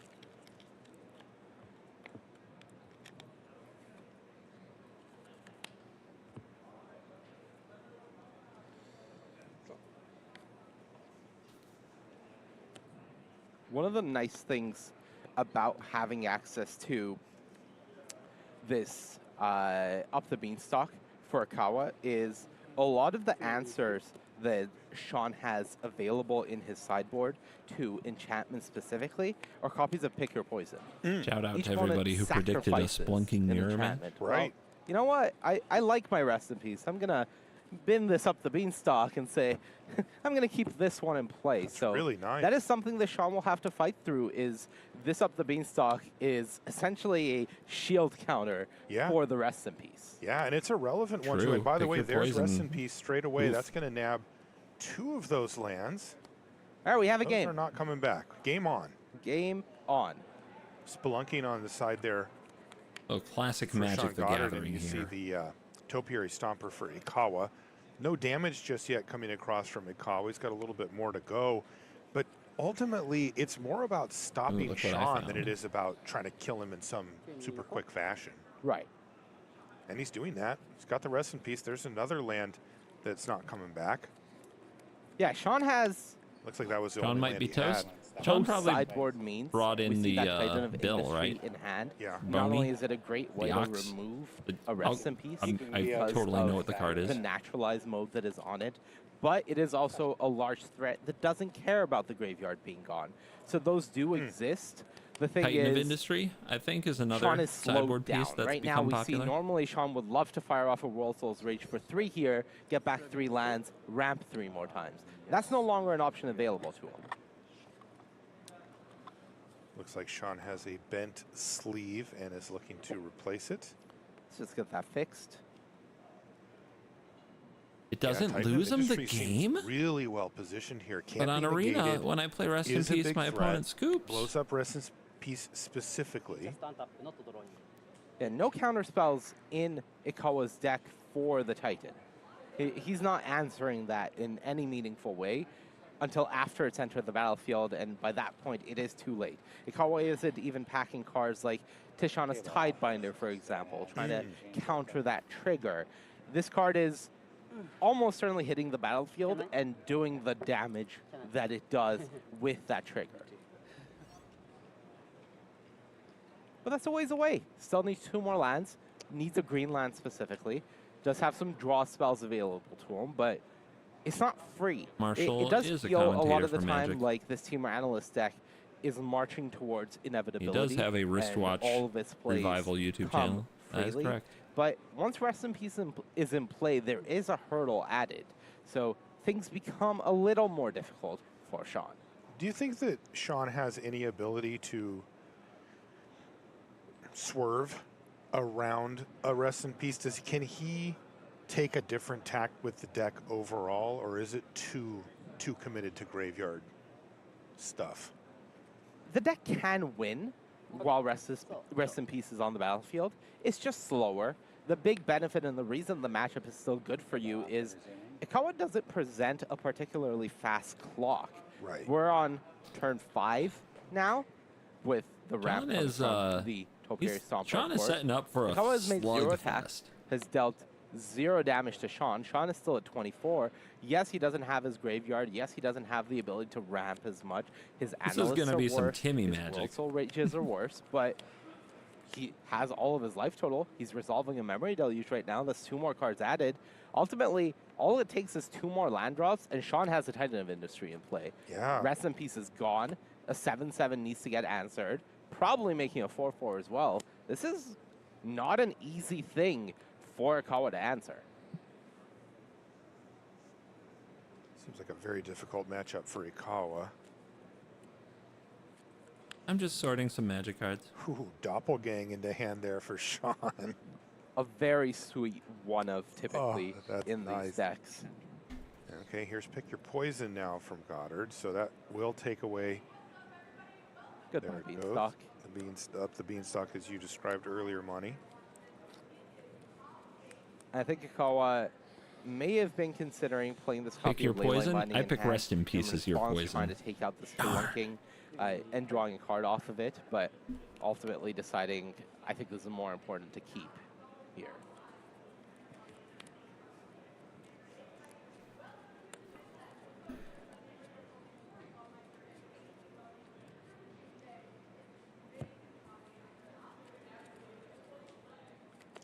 Man, this is kind of a dream for, you know, for players that just love big, splashy effects. I mean, look at these hands. Doppelgang, Titan of Yes, Industry. it's a sippy cup. On the other side, you've got So I Herd don't spill Migration on my waiting to cards. come I'm down. responsible. This really it's not is. every day you get to see this level of power displayed. I mean, look at this. Herd Migration, sure. And the funny part is they don't really stop each other. They're both just like, yeah, you got it. Just a Slug. Godzilla versus Kong clash of titans. Yeah, exactly. I'll do a big thing, you do a big thing, and See, this is why cards Not like a lot Rest of in Peace subtlety are between important, these two when guys. it comes to So how we can you have win, big Timmy right? magic at the Pro it's Tour. just dump a huge amount of mana into some massive effect and see if it's enough. I love it. I'll throw out a big board. You throw out some fireworks. My board is gone. I cry a little. All right, back to the match. Let's focus. Get it together. I mean, You know, next the up we're stages going to of life. reprint Blood That's Moon. right. Which, by the way, I am this format curious to should have see if Blood Moon. Ikawa Just saying. gets I some will. life I gain will from throw that Ikawa's out there. side. It seems even more important here when your opponent can't just This format keep should have buying Blood back Moon.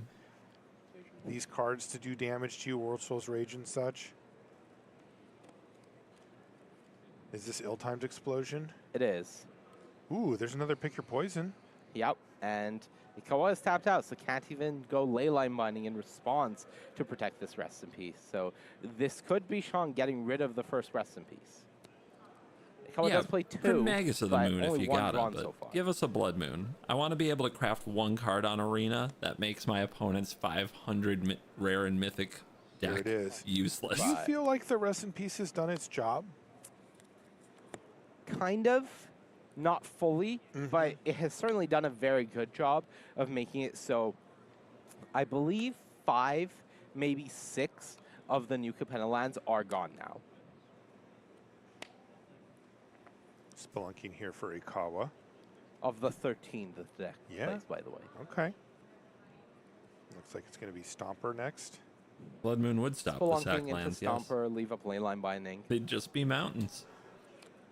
From beginning to the Would have loved end. the Spelunking before, be able to protect your Rest in Peace, but you know, it is what it is.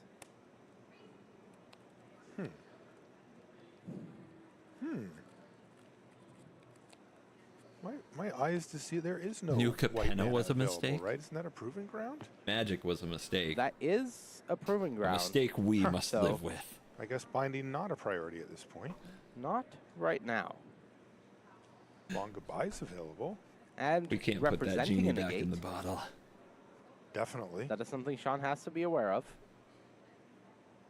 Of course, Sean will almost certainly just slam a Titan here. We were going to live on Mars, Boom. but now we just push paper rectangles around. Sean's care of saying, your well, moats. why not, right? I know that, you know, being able, keeping that as as a way to blow up a Rest in Peace is a part of the consideration, but like there's already one gone and now you can just pull way ahead on board.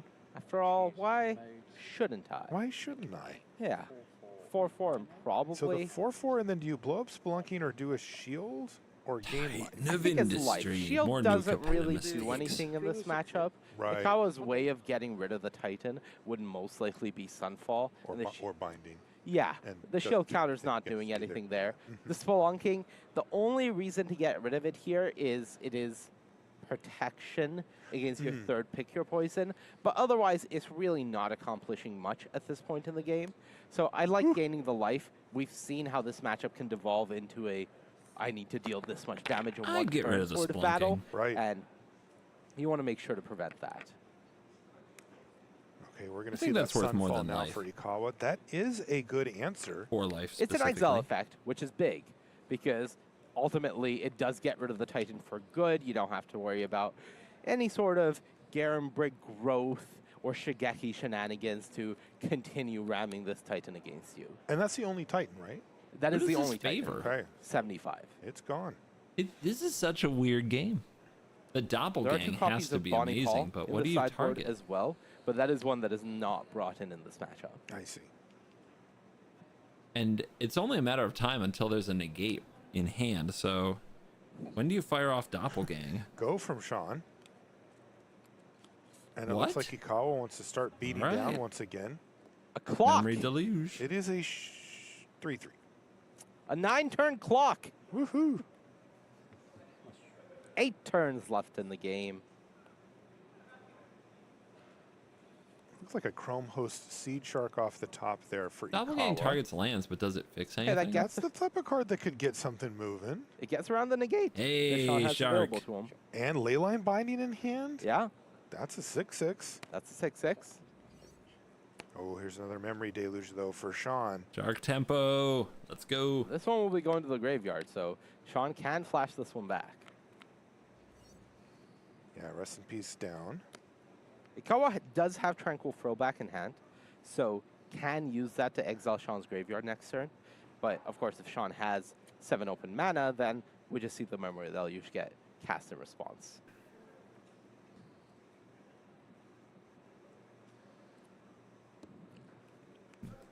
Memory deluge wins games, guys.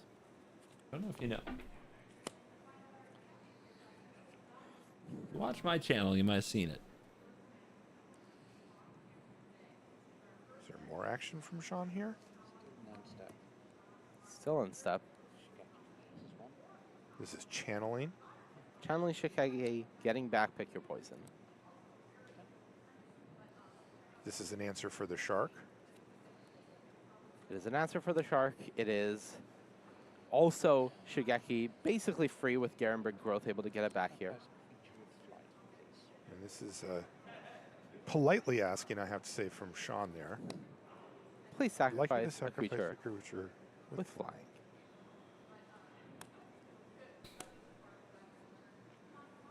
Kawa saying, I'm going to need a 6/6 incubated Phyrexian in response, and likely go after the Spelunking. Mainly just wanting the 6/6 here, right? Yeah, wanting the pressure that this Shark this incubate token presents. And then goodbye, Shark. Hey, this is a clock. Now we're talking about 9 damage coming across.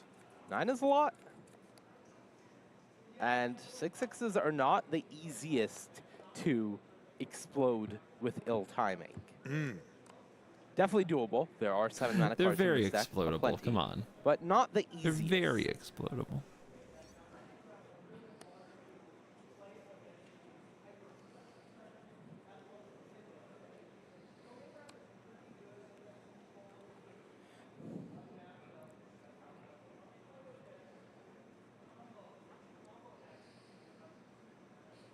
Sean potentially considering just running out a Virtue here and leaving up Negate.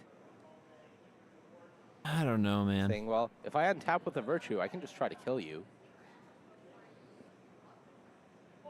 He's That's reaching for pretty it. aggressive. The reach. When you have a memory deluge in the graveyard still. What am I scared of? I have a Negate. What are you going to do? Sure. Why not? Why not? shouldn't I? Mhm. Power up.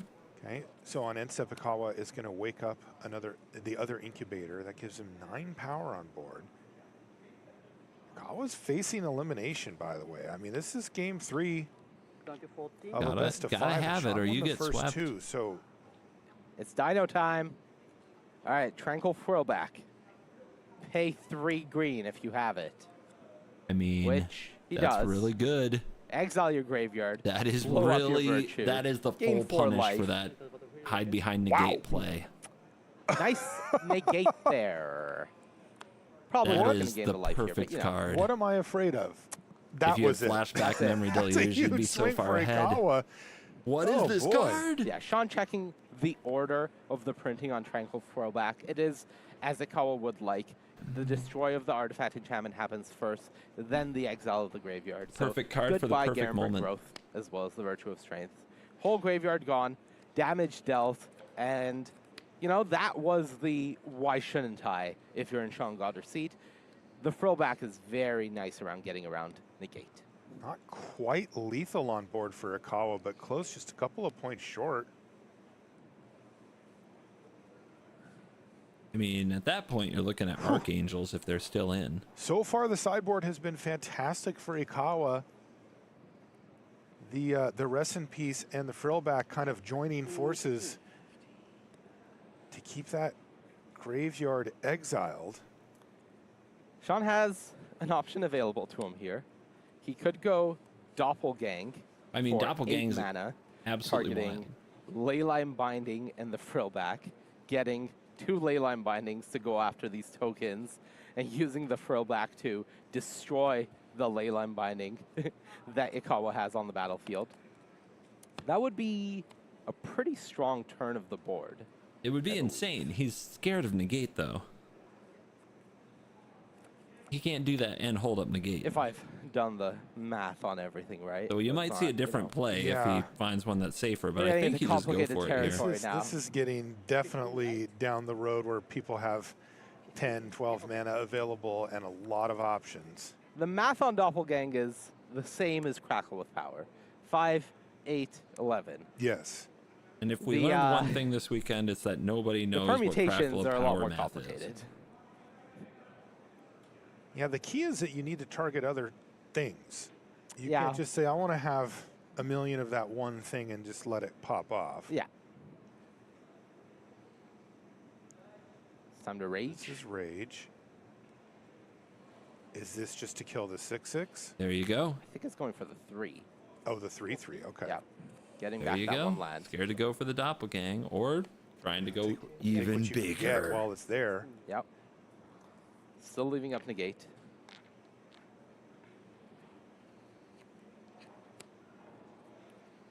Even with the 1 life gain, still a 2-turn clock here from Ikawa. Still scary. And of course, that Doppelgang line.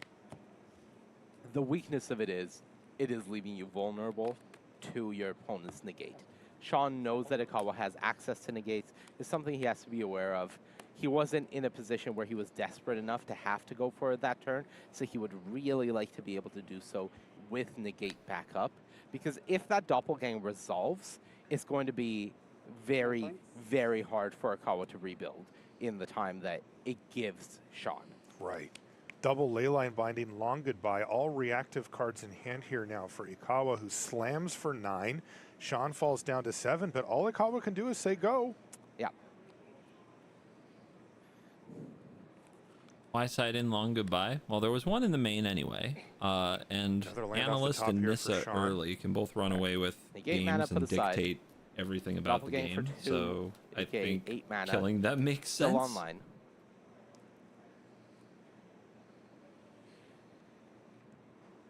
We'll have a green to pay as well.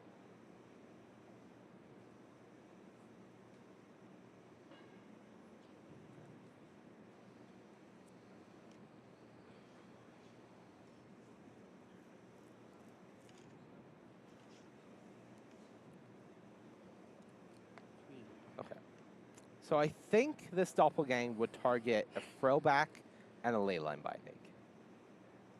Okay. Ikawa has some play available to him. He can, in response, long goodbye his Frillback. Yep. That negates one of the targets. You can also bind the bindings in response to them entering the battlefield.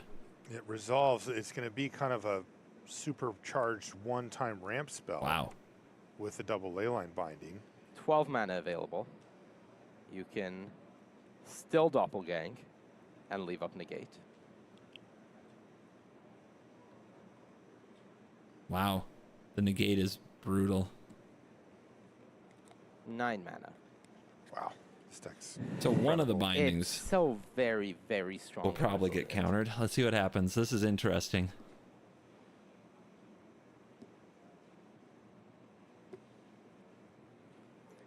If Sean doesn't care about Frillback, he could make redundant copies of Virtue of Strength.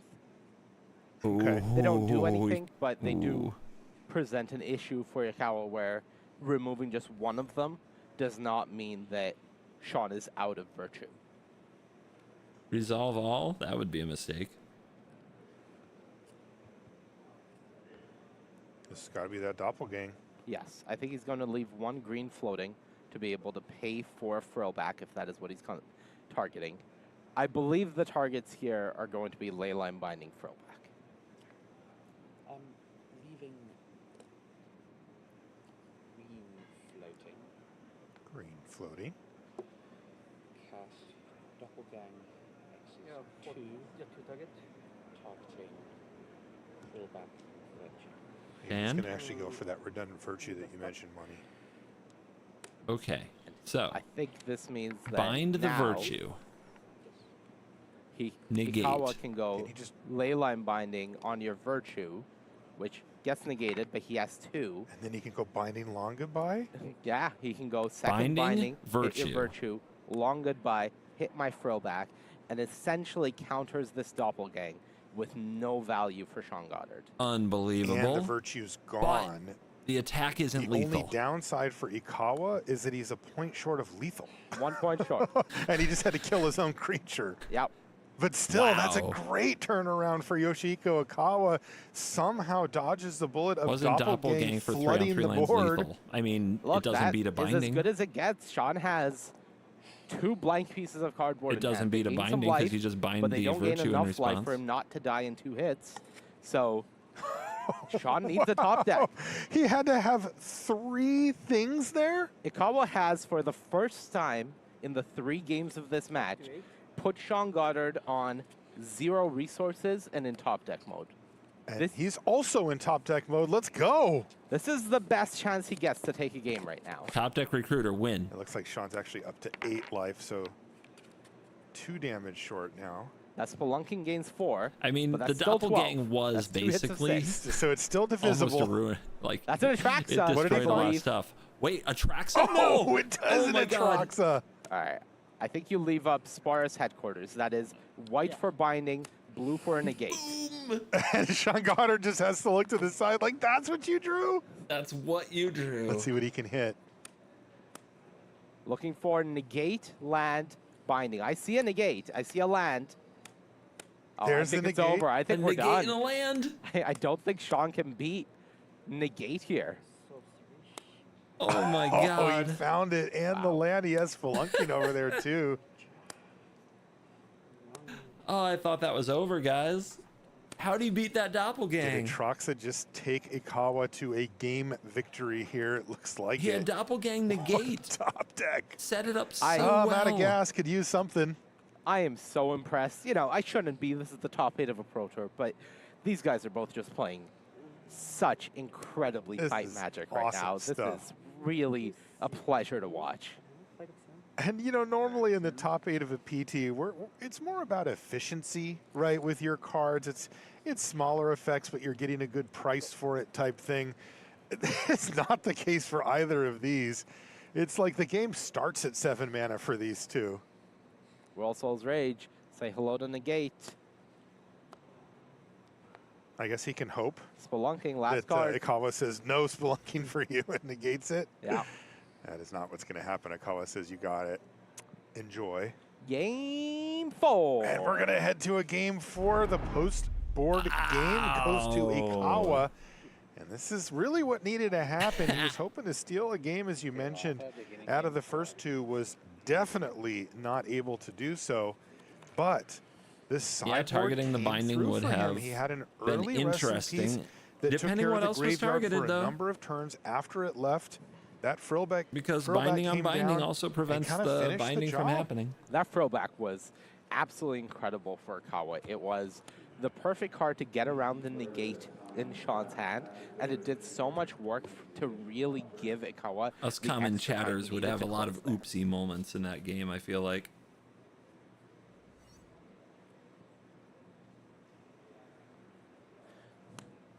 All right, game number 4 Dude, underway. the Sharks incubator token found a way. Ikawa trying to make the unlikely comeback here after being down 2-0.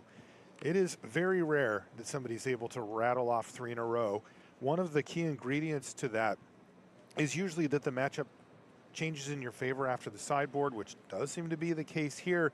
But even then, that is a steep hill to climb. 22. It is. He can continue that. A very, very tough But Finbar, matchup that all you Ikawa got to got. do is remove He the really virtue did in sort of response. sail through the Swiss. That's all you got to do. Blow that out. You know, effectively. 12-1 when he stopped Right. playing, and his only loss was to Javier Dominguez in limited. So Ikawa hasn't actually lost a match of standard yet this weekend, but part of that was because there was 30% Esper mid-range Yes, Jeremiah, in the metagame. I said that and Ikawa earlier. was just beating them up. I think he was Same 4-0 guy. in the matchup by the time he got to retire from the Swiss stage and enjoy some rest. He's not getting that luxury in the top 8. He is up against a very tough matchup at Team Analyst. He was hoping for not this. Pretty much anything but, you know. Right. Control wouldn't have been great. Shut Would up. have been fine, actually. No, Control wins those. Anything but this. Control definitely wins facing those. 2 more game wins to get himself into the semis. Ailey talked to him earlier this morning, and he said, "This is my 3rd time on the Sunday stage, and I'm ready for the win." He was really just looking for some improvement, right? Yeah. Make top 8, get semifinals, get to finals/win. Well, he was runner-up to Autumn Burchett at Mythic Championship just 1 in improve on Cleveland. your Yeah. personal record? The only improvement for him now is that trophy. And, you know, he's a regional champion now. He did win the regional championship in Japan. And for him, really being back here is another chance at that trophy that has eluded him. Not how he wanted to start his Sunday morning, down 2 games, but he's just fought back and got 1. Players are developing their mana bases as they do. Again, that ubiquitous up the beanstalk there for Ikawa. It's just been here every game. Yeah, Ikawa's hand could stumble in lands if it didn't have those 2 copies of Herd Migration. But as is, he does have access to them and can really just go 1 more turn of a tap land here, and now I have negate Herd Migration. Well, just negate, gone. Just Herd Migration available now. Wow, negate on Memory Deluge there. Looking to slow Sean down. Deluge, of course, is just a setup card basically for Sean, but it's an important piece. Yeah, setup is sort of key in this matchup. If Sean sets up too much, then we get to a point like the previous games where the interaction tools from Ikawa are not enough when Sean assembles enough pieces. So ultimately, the adage of you don't use counter spells on draw spells, you save them for the meat rather than, you know, the potatoes, is like, no, in this matchup, you kind of have to use them on the draw spells because Sean's deck can set up so many redundant elements that suddenly your interaction isn't enough. Gotcha. Yeah, that's a great point, Monty. And we see that here from Ikawa. Ooh. Ooh. That's Nissa Ascended Animist. Other Nissa. That is a repeated board state. That was not a I've card never seen one that Ikawa brought in Game 3. We actually have in our sideboard notes that he opted to bring it in for Game 4 here. So not sure if it is a play draw element that he's going for, or rather is it just He thinks that after seeing how Sean sideboarded in the previous game and how the game went, he revised his sideboarding, but it is a very nice tool, being able to answer some of these artifacts and enchantments, as well as create very large creatures that, even when your board gets wiped, can try to remain behind. That can be a big issue for Sean. I love that here. It'll be a beautiful curve for Ikawa as well if he can play Nissa into Atraxa or into Herd Migration. What does Goodness Sean sakes, that have is to a get rid of a nice hand Nissa? for Ikawa. Has to negate it, right? It is a very nice hand. He is almost I certainly guess going you to could cycle target this it with the this Herd Migration just to get another the, basic. As you see, he is out of World lands and is Souls Rage. building up towards 6 and 7 mana plays. He would like to make sure he is hitting those land drops. So doesn't have the luxury of 4 keeping borders this on Herd the center Migration line 4 in hand. The- But as things stand, his hand is Irrelevant. very good. Irrelevant. And Sean's is okay at It's best. the red zone where Has creatures Shigeki, attack. has Virtue to get it back. But what he doesn't have is Culture gamers don't use these it. big ramp elements. He doesn't have an Analyst. He doesn't have a World Souls Rage to get back multiple of these new Capenna lands and ramp further. So he does feel like right now he's going too slowly as the Teamer Analyst deck.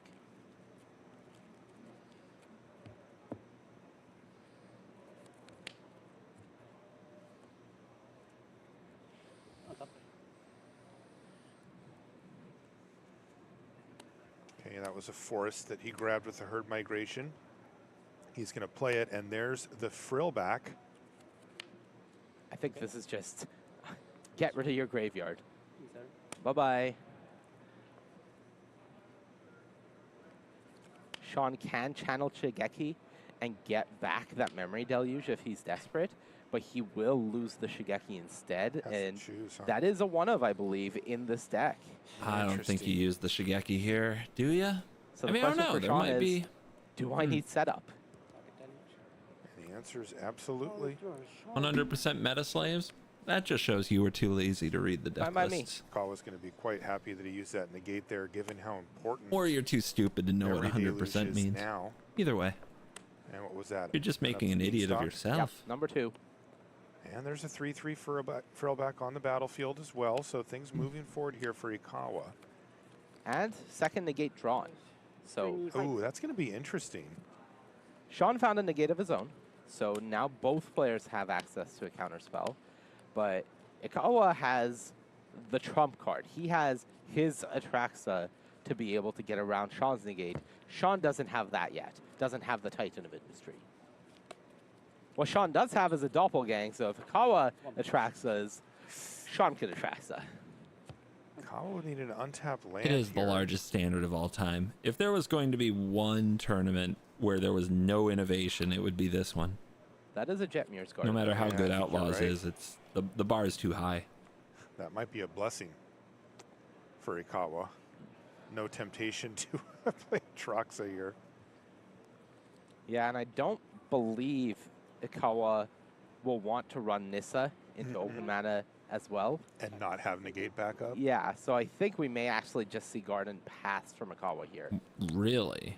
But you draw 2 cards. Just get the negate. Leyline Binding plus negate, the thing is, in a pinch, Ikawa can ultimately just play this Leyline Binding and draw 2 cards if he really needs to. So if Sean presents something that is a big issue, Ikawa can say, the hand I currently have isn't good enough. I need more tools to combat this, and go digging. Of course, we're not there yet, but... Oh, wow. Whoa, it does look like he's actually going to go for it. Perhaps part of the thinking Leaving being up that if binding. this does get negated, it means Memory Yeah, Deluge get it is negated. on hold for a turn cycle as well. It's fine, But you draw that's 2. It's very fine. subtlety here. This is interesting. That's a great call out. Just turning off Memory Deluge is really big because Sean prioritized that over the Shigeki. Sean prioritized getting that Deluge back, saying that I need to set up further. So the fact that by presenting this Nissa and taking this negate out, Ikawa is turning off this Memory Deluge, that is absolutely massive from his point of view. It's a good play. So he gets to kind of have both. And of course, if Sean doesn't have a negate there, well, then you have a Nissa. Right, and because he drew 2 cards off of the Nissa, he actually hit an untapped land, so he's not even putting the shields down for his negate. He's able to still present that as well. So really nice play coming out from Mikawa, saying that I understand that you can have a counterspell, that you can have resources, but I'm willing to make this trade of resources because of what it costs you. Yeah. Getting countered feels bad, but like it's better than letting them dig for more counterspells. They all have so far. I feel like we are watching a masterful display of magic coming out from both players, and it is just delightful to watch their understanding of their matchup and their decks and what their win conditions are, what resources they are supposed to pressure and tax, and how they can really execute their game plan through the opponent's Do you know if it's possible to get the playmat they're using? I mean, I don't just sit here shilling other people's playmats. I honestly don't know. Kawa has a lot going on here. Those up to beanstalks are really doing damage this time. Yep. And these extra cards have been huge. Ikawa found a Topiary Stomper, so can add to the board while holding up Negate, while holding up Leyline Binding. And this means that the pressure is mounting, and Sean will have to do something about it. And the mana is ramping. 4 cards, and there is a lot of heat in that hand. Virtue, Deluge, Doppelgang, Ill-Timed Explosion for Goddard. But Ikawa could go Dinosaur Beatdown plan. Dino Beatdown. Not exactly plan A. You gotta love it. For domain ramp, but it counts. It is a plan. 7 power. It is a plan. I mean, if you can protect 7 power coming across multiple times, it's usually a good way to do it. Why did Beanstalk get banned in Modern? Pay attention. Interesting to note that we haven't seen either Rest in Peace from Ikawa this game. The Frillback doing a little impression, but... Exiled part of the graveyard. It did quite a bit of damage there. So now is Ikawa still going to fight Welcome over back, this everyone Deluge? who's And the returned to answer is Magic yes. recently. I love it. We have cookies. It's pretty great. And that works. So Sean Goddard, not a lot of forward momentum that last turn, just a land drop. And an attempted Memory Deluge, which failed. I'm really curious about this Leyline Binding in hand for Ikawa. Just wait for a All right, Virtue. Sean, here's what you do. You go Doppelgang, X Mhm. equals 2, Mhm. hit both of Ikawa's up the beanstalks, draw 4 cards, rebuild. Not the That's your worst. memory deluge. There you Not go. a bad idea. It costs 8. Tempo's But terrible. I'll tell you what, up to Beanstalk's really good in Sean's list as well. Yeah. Like he gets a bunch of extra Let's get cards. spicy. Let's just, let's get bold. Let's get dangerous. Wow. That would Said be- with conviction. Realistically, ill-timed explosion, clear off this board, play land, pass. But let's get spicy. Let's get dangerous. I liked your plan, Bonnie. I really did. I mean, if you're going to make a line like that and draw 4 cards and try to get back in from a value standpoint, you got to do it now. But, I mean, the board clear is definitely the safe play. It's going to be 7 total, so that's easily enough to clear off the way. 20? Graveyard's getting pretty big here 21, okay. 21, for okay. Goddard. Maybe, This yeah. would be a really nice 21, time for a 22, rest in okay. peace. Would be a very nice time for a rest in peace. We haven't gotten a good look at what Goddard drew off of that explosion. It was an analyst, so really nice time for a rest in peace right about now. And look, Atraxa gives you a really good shot at finding one. That's 10 right. cards is no joke. And there's mana available. And no She negate coming. for Goddard. Oh, Lord, she coming. 2 cards left. Atraxa, baby.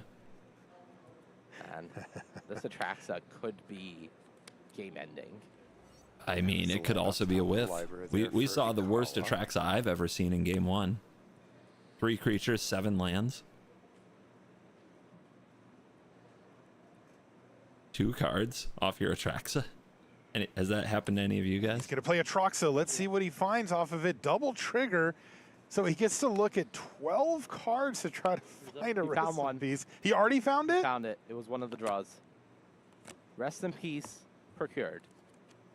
The question is, is he going to play around a negate or he'd leave up his own negate? Because now he found that as well, didn't he? Look at that. And those are 4 unique Look types at there and that. the 4 non-land cards found. So the picks there are easy. So One he's basic, getting one 5, joining them. and it's just a choice of what land he'd like. All right, 7 mana, draw 7. You've hit 10 lands with an Atraxa before, but that's the Arena Shuffler. Vigilance, flying. Nobody trusts Death that. Touch. Fine. Okay, card. Could be better. Wow. Could have haste. Wow, wow, wow. Add more text. He's got 9 cards in hand and has already played a land as well. I don't think it matters at this point. You guys remember I when am Atraxa really was curious revealed? to see if he There were plays the people rest in peace who or if told he me I was feels an that- idiot that for the having it on my negate top 10. will be enough to maintain his board presence enough for the turn cycle where he can then play it out and protect it if he doesn't have to use it. He has negate plus Leyline Binding up right now. So it does look like Iwakawa is just going to go to the discard step. Cleanup step. He does.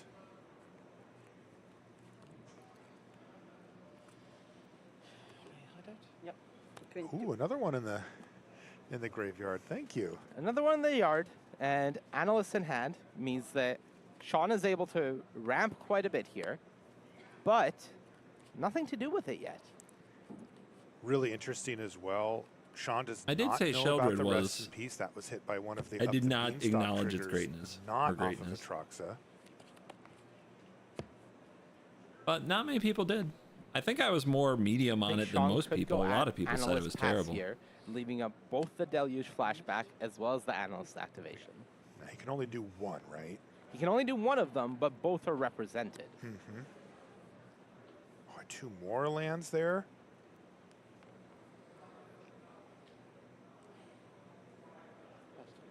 And Leyline as a response, you can. Kawa goes to his draw step. Wow. Finds the Seed Chrome Shark. Host Held Seed up Shark off the top of negate the instead library. of playing Rest in Peace. Gonna get Marshall, I think punished. we're getting very close to a game 5. Yeah, 29. Kawa facing down 2 games to 0 here in his quarterfinal after absolutely cruising through the Swiss. And it's just a few steps away, perhaps, from a deciding game 5. There's the Chrome Host Seed Shark. Uncounterable. You got to be Field careful Fire here, though. Shark. You're really close to going like That hits virtues the with all the intersection lands between coming the back next Atraxa turn. And the Shark. I don't know about you. There's something very satisfying about finding these niche creature type overlaps that let you get. Oh, I feel so clever. Real cavern value. Oh, When you play it and they're like, well, why would you? And hell, you'll find out. Just wait, just wait. Here's Rest in Peace, and that is going to prompt the Aftermath Analyst activation. 3 in play, 4 life gonna be a gain, lot of 4 land. lands being up to 4 lands being fetched here. I believe there are 3 basics left in the deck. So 29 health. Should only be 3. It's a lot to have to Sean doing rage that math on. as well. Remember, there is a negate. So there might be negate to negate, though. confirming the lands. We might have a That's not in the counter proper war basics. to decide Kawa this. says, good. So Sean's done the thing where he gets all of his lands onto the battlefield, not having to worry about the Rest in Peace. Yep. That damage is done, as it were. But what does he do with all this mana? Currently nothing. There's a doppelgang that we know will get met with a negate when he goes for it. He can doppelgang for Just draw your own a negate. whole lot. Just Because he draw can go your own Virtue, negate. 27 mana, and then they Or negate the You know, virtue. what? Are there enough 6 targets? Atraxas, a whole bunch of up the beanstalks. Has to be careful not to deck himself. Pick your poison? Pick your poison. No real text here. Can get rid of one of the flyers. And we know the doppelgang will get countered. Right. And we know the game will likely end after that. Ikawa has 9 damage on the board, 2 Leyline Bindings in hand that he doesn't need targets for, he can just play them to make 6/6s and close out the game. And he does have enough mana to even wake them up and have all his mana on his turn too. So lots of flexibility here for Ikawa.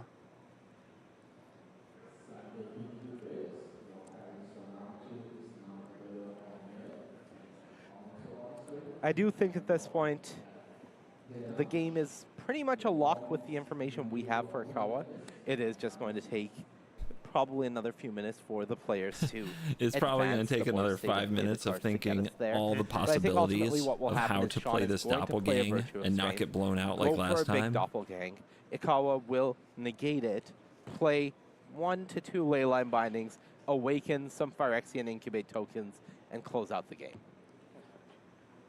And so interestingly now, we saw Ikawa fighting over This is the card first draw match of the memory day. deluge, You but haven't now missed he much can if you're shift just his tuning focus in. to the payoffs. Have all the 2,700 mana you viewers, want, dang guys. and I can laser focus. You guys this show up for the negate. finals on Well, a that's Sunday, what he's don't thinking you? about right now. We, of course, have the information that Sean can have all the mana he wants. Ikawa is doing a mental check of the deck. You can have all the mana. Would you do anything with it? Ultimately says, nah, I don't think so. I'm good.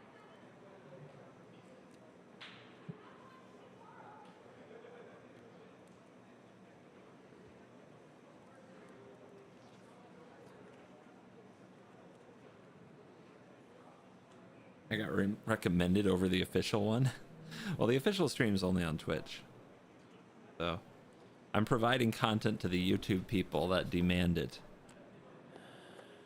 Oh wait, is there official stream on YouTube today? There hasn't been all weekend, so I assume no. Still math being done. On the attack. On the Yes, stack. yes, Pro Magic players are still One playing Pro ley line Magic, binding, yes. They please. Target shockingly have Virtue nothing else to do today. Nothing else on their calendar. Creating a 6/6 Incubate. Which is actually the important part here. Yes. The Virtue, the damage is done, and there won't be another turn. It's... Yeah, this is plenty enough for lethal with both bindings. He can just get rid of the Seed Shark. Yeah, and I think Ikawa will go for the second binding as well. Yeah. Bind that? Me targeting this. Float a bunch of mana.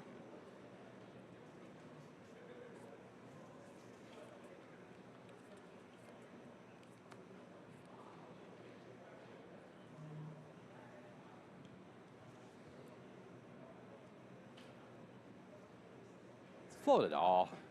Float it all. What else are you Definitely going to float do? it all. Oh, it's hard to understand what's going on. 5.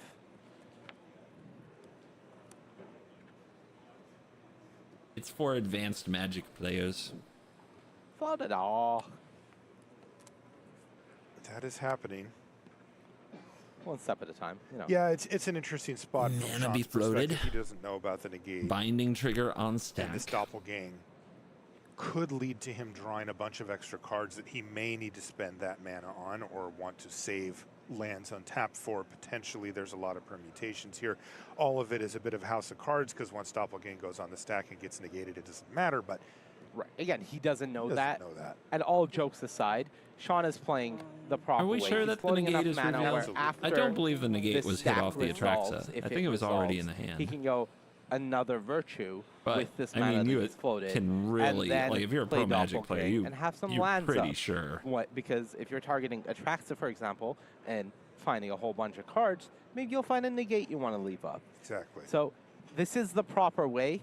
It's only with the information that we have that we know Twitch that chat. none of this Oh, matters. Twitch. Oh, he actually got rid of the Atraxa.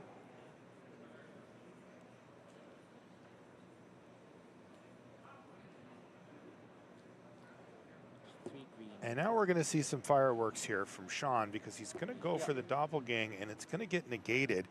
So is it still enough for lethal with the binding plus the negate? 6, 12. It isn't. 12, that's 18. It's one short. Yeah. So awkward. I don't believe Sean passed. Oh, by the Sean way. just decided to pass the turn. Yeah. didn't So go this is for going to the be another doppelgang. binding. This is draw 2, make a 6/6, basically. Yep. And the virtue will be gone. And one thing to note, in this game, Ikawa boarded out the Umade's recruiter. Oh, okay. So the big haste element that we've seen be relevant in previous games here, not there anymore. So this is, and previous games, So this all is the how much copies of damage? Archangel of Wrath have come out as well. Right. So there's no real reach 16? here anymore. There's no burn you to the face. The game is It's still top deck almost and certainly negate for not negate. ending this turn, even if it is in a board state that is more or less deterministically over. It is not actually over. Yeah, and you're going to see why Atraxa Pick your was poison, I sacrificed here believe, as well. sacrificed Keeping that Sea Shark Atraxa nice, but also the because second Atraxa Chrome in Seed hand. Shark represented more damage if the negate got cast, which it then later didn't. combat So it was this. a good read. While I see Ikawa's point of view for sacrificing the Atraxa, ultimately, I think I would have been pretty heavily interested in just presenting lethal here and sacrificing the Seed Shark instead, keeping the Atraxa. But I very much see the reasons for why he played it the way he did.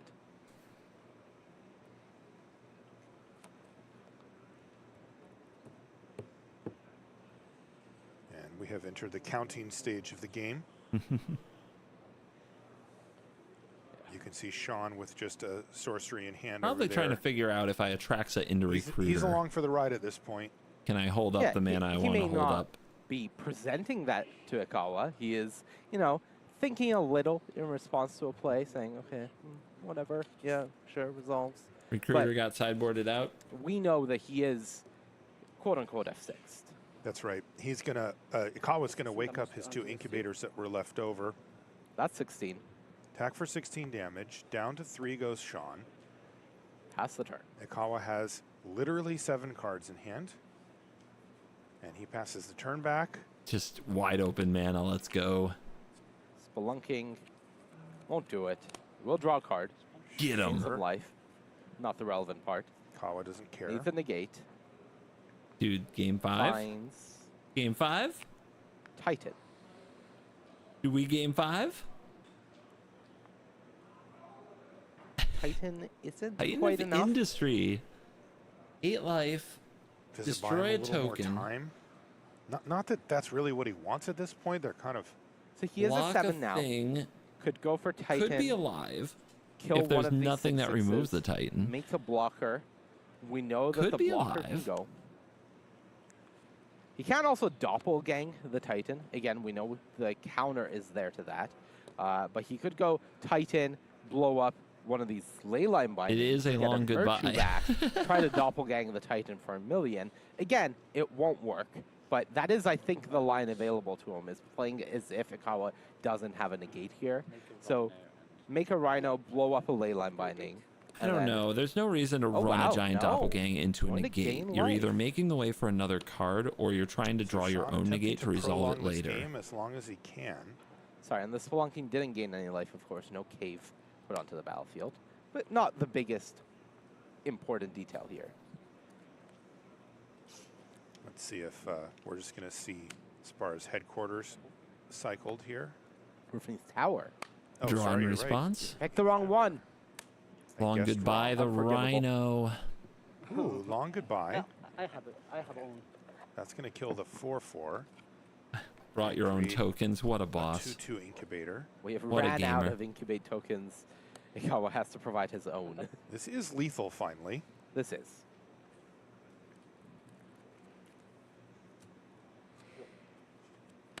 That will do the job. Ikawa knows it. Wow. And What a gone. game for Ikawa. There's a block, but it's plenty Even enough the to block. get through. And this is You gotta send a game message. 5 incoming between Sean Goddard and Yoshihiko Ikawa. Sean out of the gates quickly with 2 wins, but the last 2 Game 5, out of the guys. sideboard games have Game not 5. Will gone it be the his reverse way. sweep? Particularly that Will one was Team or Analysts convincing blow victory a for Ikawa. 2-0 series lead? We called that one 3 turns ago. Yep. I think as long as that negate was in Ikawa's hand and Sideboard Sean's too draws good? weren't over the taxing strategy- it by presenting a second target. It was going to be deterministic. analyst and that is what strategy ended up is happening. powerful. The Titan was, but it's a one of the nice most road bump predictable. from Sean's point of view, but wasn't enough to get the It's job one done of there. these strategies that And can I handle think the least amount right of now we have reached disruption. the ultimate culmination of So you don't this have to match, have which endless is, disruption. You can just have to have Ikawa's a few good pieces at the post-sideboard right plan that time. has been so good in the previous 2 games push him across the finish line here. And with Sean mulliganing to 6 on the play, down on resources, and Ikawa having a really nice hand. No recipes, Oh, the but glasses everything else have is come there. off. That's true. This could get scary for Sean Goddard. Is in that a the, sign of serious or a you know, sign of not tilt? dream matchup, but very, very positive matchup for him. That's going to be Seriously, if emotionally Domain difficult, wins I would this, say, you know, the being only up other 2-0 thing you're in a good afraid of is matchup. blue-white Yeah, sure, control, they're and I think there's a post-sideboard plan. games, but I watching think there's it a good fall sideboard away plan for from you, blue-white. If Ikawa's able to get the job done, that would be very tough for Sean. You know, you have to love the mental resilience of Ikawa coming in here with a bad matchup after having the best performance after the Swiss, starting off 0-2 as predicted, and the whole time in the first 2 games, laughing, having a good time, understanding that he was going to lose, and then these post-board games, he's still laughing, but you know he's in serious mode now because these are the ones he has to get. Look who's and he has laughing been just now. doing an incredible job. Yeah, both of our players really putting on a show for us here in our opening quarterfinal. If you're just joining us, that's right. We're just getting started for Yeah, Top this 8 is still our Sunday first here in match of the day, Seattle. guys. It's going to be a fun This one. is our first quarter. And it has been one for the ages. If you like big, expensive, splashy spells, you have come to the right place. These players have both resolved multiple 7+ mana spells per game, every game. Okay. All right, great. This is the line. It's rainy exactly outside. what Sean needed. No Seattle came to disruption my neck of the woods. for the yard so that he could use this World Souls Rage to get back these 2 lands and unmulligan, get back on the road again. That is a ramp. This is undoing a lot of the damage that this mulligan caused, and what was a slow start Of your from vid Sean with is now Raren ramping today? up. What? I didn't even know about this. Did he release a Sean new had one? the green light here. Magic player tries to rate It classic was like Hearthstone white cards. mana, Oh god, yeah. not white mana, tap it, play an enchantment, hold your breath. Okay, it's just up the beanstalk, and then no blue mana available. So Sean knew he had the green light here. Don't and go now, watch this. He made a good step forward with his mana base to help get his game plan. Don't go watch online. this, but save it As for you later. As you see, Ikawa use Herd Migration to go grab an island on end step. Viewership Yeah, plummets. Ikawa would love a rest in peace off the top here. I think that was negate. Oof. Frickin' Yeti. Negate a little awkward in this spot, considering you really don't want to run into an aftermath analyst as Sean's turn. So I think if you're in Ikawa's seat, I'd like to see the throwback this turn. Just reset that graveyard, make it so an analyst isn't immediately ramping for at minimum 2 with a number of lands in this deck, most likely quite a bit more.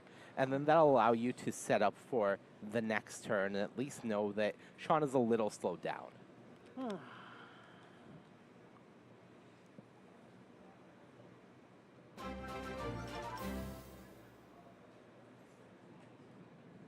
I've been streaming this on 8 devices, and I might have to go to 7. I mean, you're still my hero if that matters. Sean tidying up for us. He's tapped out. Having a good time. Nothing else to do anyway. Chilling. Yeah, there is a blue-white video with Nassif's list. Sadly, Nassif not in the top 8. Island. Oh, and it's going to be Chrome Host Seed Shark here. Is he trying to take a more proactive route here? He's got a Leyline Binding in hand. Yeah, I think he's saying that I am going to get on the board and present a threat. This is scary. Sean finds another This one of those is really Yucatan scary. lands. So this Aftermath analyst now is at minimum ramping 3 more lands. Could be up to 6 more, and 6 would be a very tall order for Ikawa to come back from, assuming this Memory Deluge hits basically anything in Sean's seat. Ikawa hasn't had the answers yet. Ikawa looked hasn't like he disrupted basically at all. gave up the fight as far as getting mana in. Binding with the trigger on the stack. Trigger on the Trigger stack. on the stack. Like that. Yeah. Can spray and on the stack. Okay. So it does come into play, but there's Trying a to trigger on limit the the stack. damage So this if thing Sean wants does. to It's use still he's going to be gotta do it activated now. in response. Making sure that the most you're getting is 3, which I think is a great call from Akawa's position. Yeah. No, if you- this is about make the token. He's got to limit Now you it power on it up some and you have a level. clock. Yeah. And hopefully There you is still a negate mill the 3 big coming after this. board wipe, right? Yeah, of course. Whatever we And you see have a mill clock. now is not the mill that would have been. You play so a tempo we can't game with say, your ramp "Oh, it deck, would have which been is 6 or would have just brave. been 3, but Right. It would have been the normal But sometimes on it's what average, you have to whatever, do. 1.75 or something Right. that it is, yeah. But Akawa knows now that it is definitely 3. yeah. And Sean's hand does not have an analyst in it anymore. It is just a Forest and Deluge. 6 isn't big So enough, though. With the negate Better in than Akawa's 2. hand, he is able to after this, threaten that Deluge because of this ramp. I mean, you're hoping your opponent For a misses turn, a beat somewhere in here. Oh! He would have hit 1, but more importantly, 2 negates negates gone. in the yard. That is an incredible mill if you are in Akawa's seat. That is more or less exactly what you wanted to see. Wow. And and he found Rest in Peace, too. oh my Wait, he goodness. drew Rest in Playing Peace? Rest in Peace here, leaving up the 6/6 with a negate and just saying go, attack for 2, go. I think this is, that was a fantastic draw for Akawa. What a sequence here for Oh my Yoshihiko goodness. I'm better at Akawa. magic than And you there it is, the Rest in are. Peace, and all Sean can do is slow nod. Bye-bye graveyards. Do not put that Rest in Peace in the yard, Akawa. You're going to need that one. Not just yet. 26. Yeah. I mean, the 26 draw to is the 21 bony are paw, like- right? So is Big he Ox? in counter memory deluge, or Absolutely. wait until they counter whatever they find? No. Once it's you have just this a Rest in memory Peace on the deluge battlefield and and Sean can't land. flash back anymore, Ah. counter Deluge. Counter deluge. Do not transform on the end step. You see exactly why. You are not allowing Sean Goddard Not to have a memory transforming Deluge there. with this many lands on the Clutch. battlefield. That's right, and this is very much a face-up negate at this point. More or less, yeah. All right, flip the 6. Either Akawa's Go time. doing a really good job of representing it, or he has it, is what Sean's going to be thinking here. Oh, and This going is for all of it. beatdown. This is 10. This is a 3-turn clock. Wow. 10 damage is a coming across 3-turn here clock. for Yoshihiko What is Akawa. going He was on in down my 2 Magic the games to Gathering? 0, and here in Game 5, he is firmly in the driver's Make seat. him have it. There's the memory deluge, I'm tapped and out. there's a negate, and another 2/2 Off coming. the top. It's got to be off Still the not enough top. quite for lethal. All right, Kawa missed Oh, the he missed the 2/2 trigger because he said go But- afterwards. Well, Yeah. doesn't change the clock currently. Yeah, what did Sean draw? Deep breath. Yeah. Forest and Doppelgang. Doppelgang. Oh, 11 is currently what's on board. It can't okay. be. So Doppelgang for 11. You can get 3 Seed Sharks and Rigged. 3 Leyline Bindings, hitting both tokens and the rest of it. Oh, what a rip for Sean Raw dog. Goddard. My goodness. And look at Oh. Ikawa, he's distraught. Hold on, This is a folks. huge swing back in the other direction off of an 11-mana doppelgang. And target a land, I guess. Yeah, get 3 more islands. Oh boy. 3 All right. bindings. Woo. We got 3 a game sharks. again. Game continues. Oh, 3 boy. islands. Oh, Oh, Ikawa the top of grimacing. Sean's library is going to be very interesting because he's going to have 3 Chromos Seed Sharks on the battlefield. All right. What a So, Any disaster. non-creatures. we're gonna need more copies, please. I know. 3 islands. It's over. What are you going to do? Mark these as you can make some labels for us.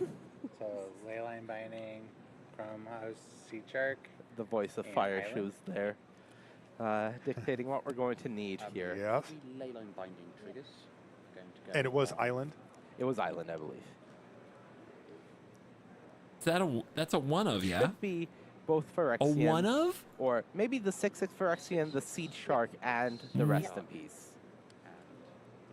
One Yeah. king So just leave copy. you with a 2/2. 1/2/2. Okay. Which is doing absolutely nothing. Yep.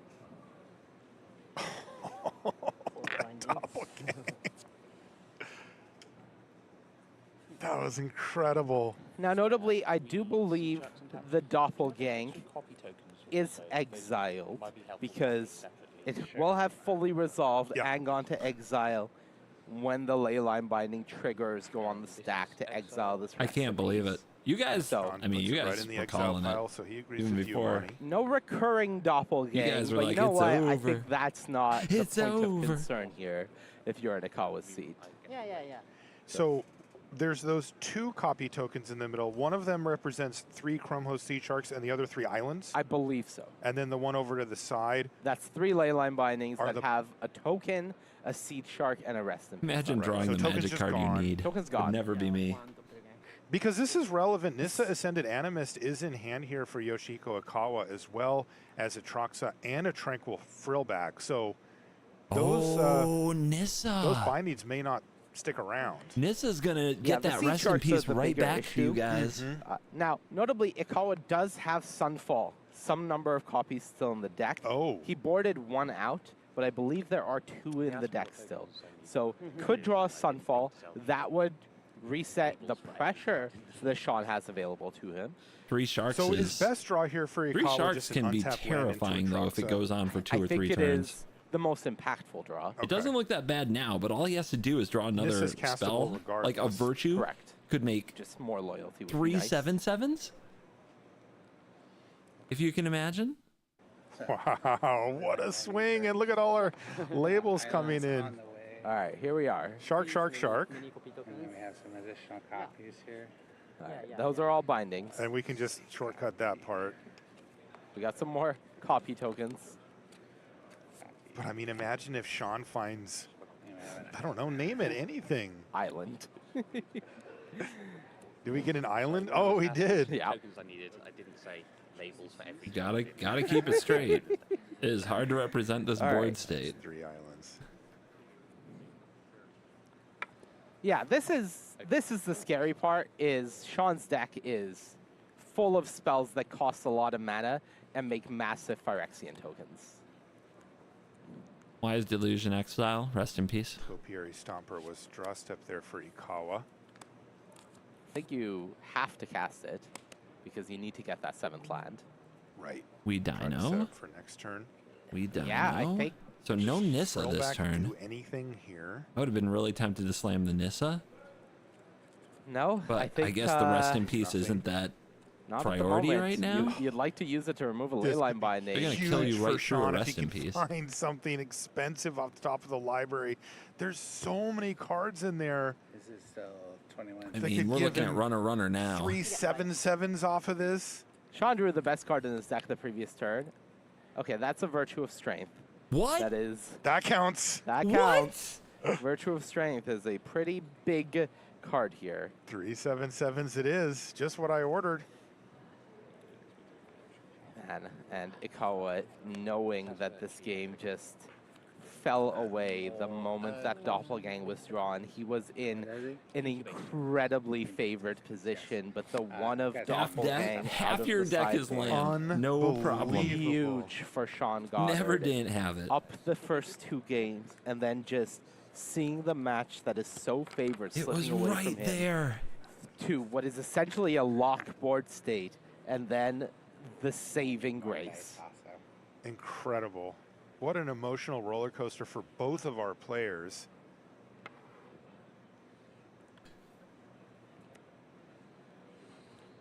Combat. Yep. 6. Down to 15. Extra annoying for Ikawa that these are incubator tokens, so a card like Sunfall would not solve the problem. Yep. Don't want that one. All right. Gotta Atraxa time. This is going to be in Atraxa we trust because Gotta be in Atraxa does Atraxa. hold off an incredible What do amount you of believe in? attacking / damage. And Cavern says that at least after you get this Atraxa on the battlefield, if you hit a Leyline Binding, you can cast that. You have enough blockers to live through these Phyrexians, but Sean has approximately 1 million mana right now with that Virtue of Strength on the battlefield, plus Is that the Sunfall down there? Long Goodbye found, but no Leyline Binding. Wow, No binding means you're going to untap with all that Ikawa mana. is shaking his head. Ikawa needs a fade this turn. Definitely. Ika- This has to be a land. or a minimal impact spell. There's Yeah, 2 and blockers. The worst case scenario for Ikawa is a World Souls Rage. That's going to the face. That's going to end the match. That would be game. 3 if that But incubator's alive. I think it is. Ikawa needs to fade every draw spell, more or less. Yes. I mean, how do you not Ikawa top deck needs to Rage, fade right? Every burn spell. How do you not Yes. top Ikawa deck that needs to card? fade. Probably needs to fade Negate, realistically. Right. And probably needs to fade Titan of Industry. So you can draw lands or spelunking. Aftermath Analyst would be fine. I think you can draw that one. Okay. Yeah. Analyst, spelunking into nothing. Yeah. I want Ikawa to win, to be honest.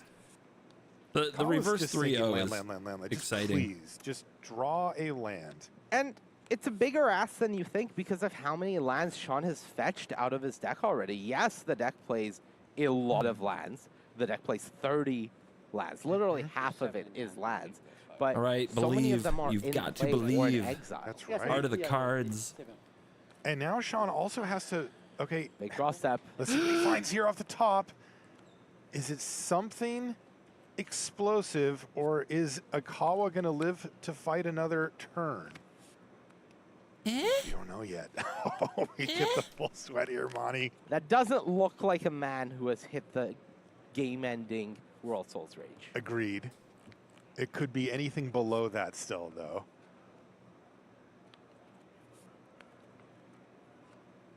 He knows there's no negate. There's no I think that's a slow roll land, here. It but is.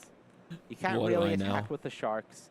So the line is Wake up some tokens. wake up some tokens, 30 send them lands, on correct in. number. I mean, But there he are knows decks about a that if you Sunfall. miss a That's what I land was up, gonna you say. lose. If you so do you play that what and you it gotta doesn't It's a kill land. them, it was a land off the top of the library. All right.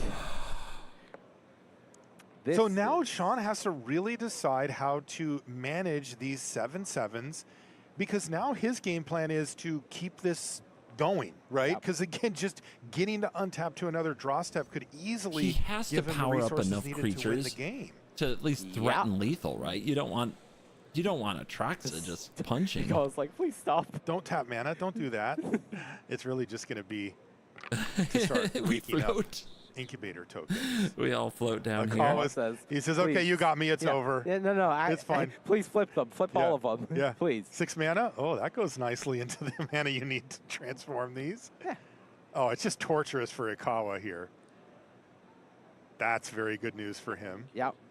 Yeah. Okay. Yeah, that he is. says, "All right, we're back in business." That is the game action I would like you to take. Okay. So Another how one. many of these does he wake up? I think the answer is 1 or 2. The and never Frillback 3. was revealed, right? I think 1 is the most Frillback likely. has to hit. He has to leave himself The with Virtue? something post Sunfall. Yes. I mean, also the Sunfall token's going to be huge. I mean, that's easy. I don't It like. is. I don't love it. I mean, you're kind of playing around the Sunfall, All right. but it's not like the 2 probably the- 7/7s are gonna get there. Land Not the go. Outlook. Ikawa gets an Overlook. crack at it, and he gets all of his mana after that Right. Atraxa hit. Another Sunfall is redundant. No good. But does get to attack. Another Sunfall is not redundant because those other tokens weren't powered up. When? But you know, Does he have do to what just you do the gotta do. Sunfall now to get the Sharks off the battlefield? No. Yes. I don't think he does. I think he Could. could go for Nissa here. So here's the thing: if you and don't, blow up the Virtue, Hmm. potentially, he could go Frillback, blow up the Virtue. I think he needs to get the Virtue off the board so he doesn't just die to World Souls. this Rage. is actually I think interesting. that would be. This is so that is step interesting. 1. Do you Sunfall? He's not going to Sunfall. I like this a lot. At least not yet. You can leave up Long Goodbye. That leaves you pretty safe against these incubates. Okay. Still 5 You're mana. also the one with Atraxa. Didn't gain the You can even life. play and up the Beanstalk here. I like that as well. I don't believe he has a second Frillback in hand. I think that is... Oh, no, he does. Okay, I did see a second Beans? Frillback. That is good. Was that a binding? Pass. Pass. Okay, herd migration. All right, All right, okay, all all right, right. all Less right. good, less good, less exciting.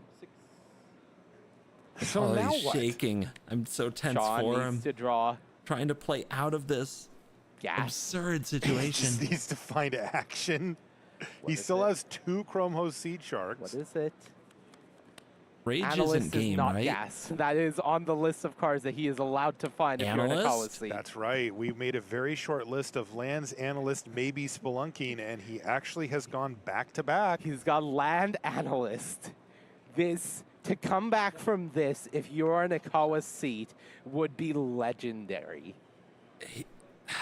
How do you? But he, yeah, to come back in the match and then have to come back in this game as but well. he hasn't. Yeah, double block this, get rid of it. He's not dead, but he's not winning. Force Sean to have to flip another one. You long goodbye that one.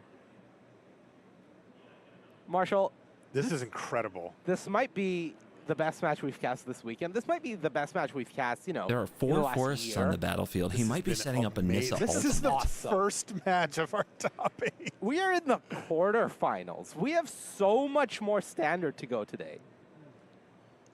I will say, whoever does win this game and this match is going to have to take like a The power Sharks nap jumping or go attacks is grab a huge. That's why you sandwich or give the something. Death Touch He's going to be Trampler exhausted after this one. with the Nissa ult. Trade. Okay, there's the trade-off. All right. Atrox is still live. Sharks in the air for Sean Goddard. Okay. What Sean really needs is this This analyst match is insane. to mill a memory deluge. Okay. Does Frillback not allow you to pick the same that option would be 3 this times? analyst Correct. drawing relevant cards. I believe it says pick each one only once right on the card, but yeah. I think. Thinning? Thinning. Gaining some life? 17.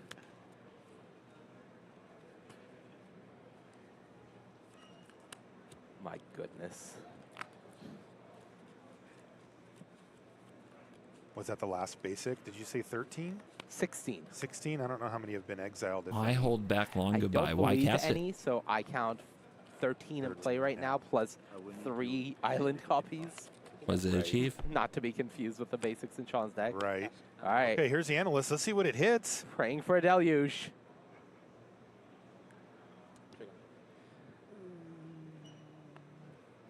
Oh. Going to kill a shark in response because of deluge. Okay. Oh, Island, man. Lands. 3 lands? Okay. In terms of worst case scenarios, that's not bad because of mills. Milling 3 action spells that are not deluge would have been bad. Right. Milling 3 lands, you know what? In this spot, we're okay with it. First things first, Atrox is going to hit again. This time it's going to get through. Down to 10 goes Goddard and 29 for Ikawa. Life total cushion Rage looking doesn't burn very you nice out now now. for Yoshihiko. I think I would like to get my rest in peace back if I am Ikawa. I think I would like to go thrill back, get rid of the lane line binding that has my rest in peace. But what if instead You survived the just present a board? doppelgang. What could be Find worse? A negate. Find one negate. And Sean Goddard's going to respond. So this is just herd migration going on to the stack. Yep. 3 life gained. That should get the last 2 basics out of the deck because an island was Another built. doppelgang? There's only one. And oh, look Drew at the deluge one on the of. bottom. Rip the one Just of. double checking straight everything. off the top. There's a lot of gas and very few dead cards in this deck, Marshall. No kidding. All these lands being taken out, plus the mills from earlier. Dude, you gotta stay dialed in. Even cards like Negate were getting milled.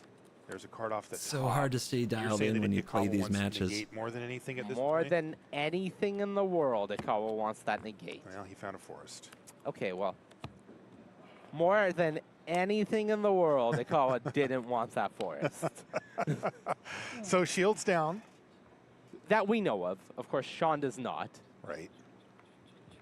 Every basic gone. Sean doesn't feel like he has the luxury of 19 lands in playing play. around much at this point. It's going to be spelunking, go. No Shields Sunfall actually down still. now. Yeah. Dude, next turn Nissa. Kaboom. Goddard find off the top of his library. It's been very unkind to him after that doppelgang. Okay. He's doing math. Are you mathing? Says No, he just passes the turn back over to Ikawa again. Come on, I Nissa. think anything with text would have been cast Come on, there. Nissa. Wow, Goddard's deck has just abandoned him.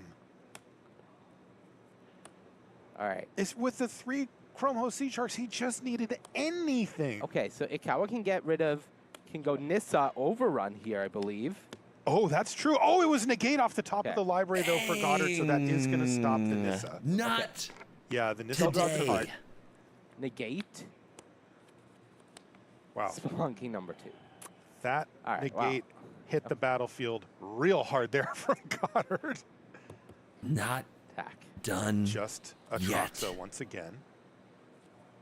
You're right, though. Ikawa was going for the win. Yeah.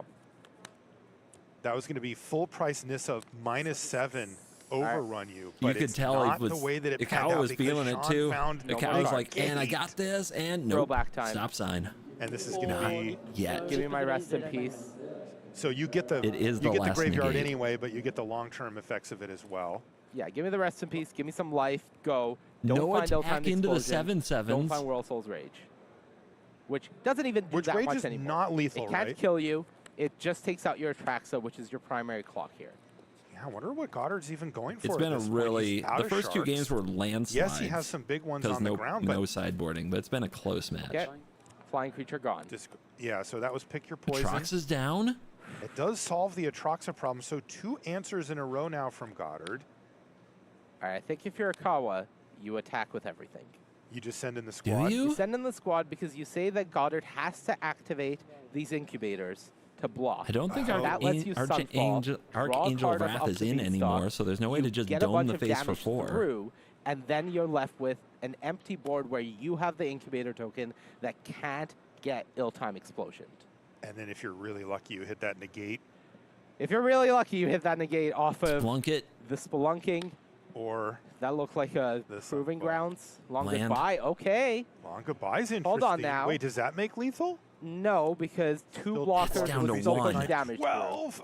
That's down to Okay, 1. Everyone in. These aren't flipped yet. Yeah? But I haven't transformed them Ah, yet. sorry. I will give you a chance to do that. Sean reminds him, these are not creatures yet, but I will, in fact, open that door for you. There is also 3 of them. And after this, sorry. Okay, so Ikawa getting a little ahead of himself here. This Right, isn't lethal. that is not lethal. It's 3, 6, 9, 12 down to 1. They're down to 1. But knocking at the door. The thing is, I don't know about an individual card that gets Goddard back into this, but I think you should Sunfall if you're Ill-timed. Ikawa. That's the question. It starts with ill-timed. Does he Sunfall post-combat I think you have to. No, you don't. You don't have to. But man, No, he's does going it to pass look the smart. turn back. Ill-timed explosion. Memory deluge. Oh, there's Memory Deluge now for Sean Goddard. Can he find an ill-timed explosion? Okay. That could keep him alive. Oh my Bars God. headquarters, not a negate. That was a Proving Grounds, I think. 2, 3, 4. Another deluge. Plus. Got enough mana to Was change. that an explosion? We're going to find out very shortly here. It was a Virtue and a deluge. Okay, That's not a lot done of mana. yet. Sean That's a Goddard's lot at of 1 mana. life right now. All right, Virtue time. Or is he just going for the explosion, for the deluge again? He is just going to go for the Memory Okay, Deluge is the again. Virtue for an The explosion? virtue is That's what he's risky, saving right? it You for. spend mana on that, and then in Ikawa response. could have played around this by casting Sunfall. Yeah, but that's.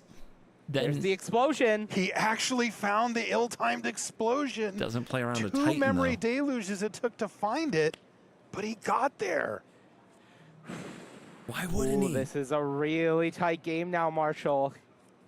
These deluges are exiled. He won't be able to do it again next turn. But this... Oh. So He's Ikawa is got the now going virtue to in lose his hand. board. It's gonna And kill him. I think he has to discard this Nissa here just to keep this 7/7 while wiping the board. You don't want to discard your Virtue. Well, you don't need the Nissa. And that's what's going to happen. So no board state now for Ikawa. Boy. He's playing with fire. Virtue lands in hand for Sean. May Virtue as well can't play get the anything out of Virtue. the It's not going to graveyard, regrow but anything. triple mana makes those top If you decks play the live Virtue attack for again. 7, He's back up to 2. If Ikawa can't clear it, playing Virtue and drawing World Soul's Rage would win the game here. Oh my goodness. That would be an insane we draw. attacks for 7, and then on his turn. Down to 29, and then you would have Virtue. Your normal 16 What a lands top plus deck 3 it would more be. is 19. So that takes the math from 27 mana to 36, I believe. No. And it's 29. No, it's even much more than that. Right. Oh wow. Okay, so now what? Draw. Cycle Zeotor's proving grounds here. The Beanstalk. Send up the Beanstalk. Ikawa Gets to see a needs lot of negate. cards. He found a negate. Oh, and he found the gate. Oh. Yoshihiko Ikawa comes back Bird again. migration, leave up negate. I mean, That feels has good. to be enough. Is it? Has he finally pushed Titan through of industry, to guys. take this match? Boney It felt Paul. like he was It's going to win not- it two No, different it's times. not over. Cards. And Sean once again in top deck mode. He is But facing we know down. Ikawa has that negate. 5 lethal threats now. Is there anything for Sean? I believe. He has to get through a negate, and he has 1 draw I believe he still has Titan in the deck. Okay. He had Titan. Aftermath. I think that's it. Analyst off the top is That is not not it. going to do it. Oh my For gosh. Sean, he's surveying the scene, but Ikawa looks like he has finally put himself in a position. Wow. Remember, he was down 0 games to 2. Wow. What a They've been match playing for from hours, these two Money, players. and every single game has 3,400 been viewers, by good the way. and Thanks, close. I guys. think this was an over 2-hour-long match, Marshall. That's definitely a new record And for the not watch party. easy. Cast Virtue. Ikawa says 1 card in hand. I have no reason to counter 1 card this. in hand means I win. I win, says Ikawa. Sean going to tap everything and extend the hand. And that's going to do it. Yoshihiko Ikawa wins his quarterfinal match over Sean Goddard and Wow. improves to the semifinals. What an epic, Look at epic breathe. match from our 2 Oh my God. quarterfinalists. That was only the first one of the day, Monty. I am shaking right now. That was so incredibly close, so The reverse incredibly sweep. good from both players. And Team Ikawa Analyst blew really a 2-0 demonstrating why he was lead. our overnight leader and just continued crushing throughout the weekend, overcoming that matchup. No easy feat. I The can't rest of the believe he top beat 8 is that going to feel doppelgang.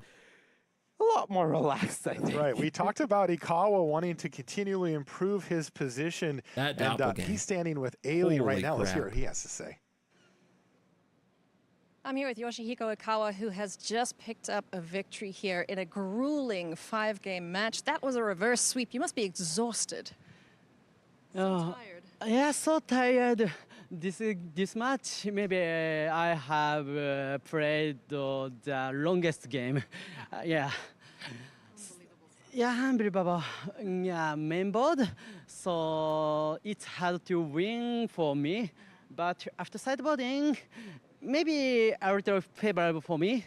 So I trust my deck and play, and I got it.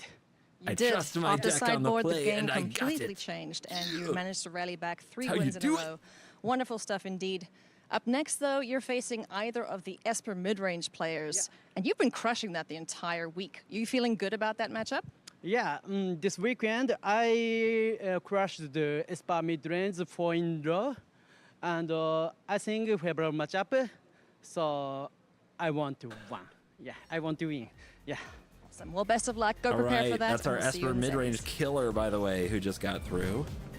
You heard him this weekend. I crushed them, and it's my favorite matchup. I want to win. What else do you need to know? Ikawa onto the semis. We'll be back at the news desk after this break. This weekend I crushed them. You hate Esper, you love Ikawa.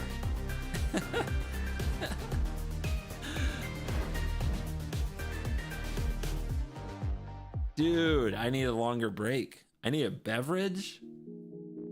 Everybody stretch, hydrate, line up your snacks. There's another round coming right up.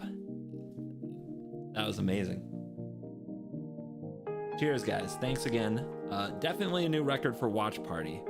3,400 was the combined number that I like. 3,418 was the high number I saw combined. So thank you. This is fun, right? We haven't done this in a while because I'm always at the Magic Fest where the Pro Tour is taking place, which is fun, but I've missed this.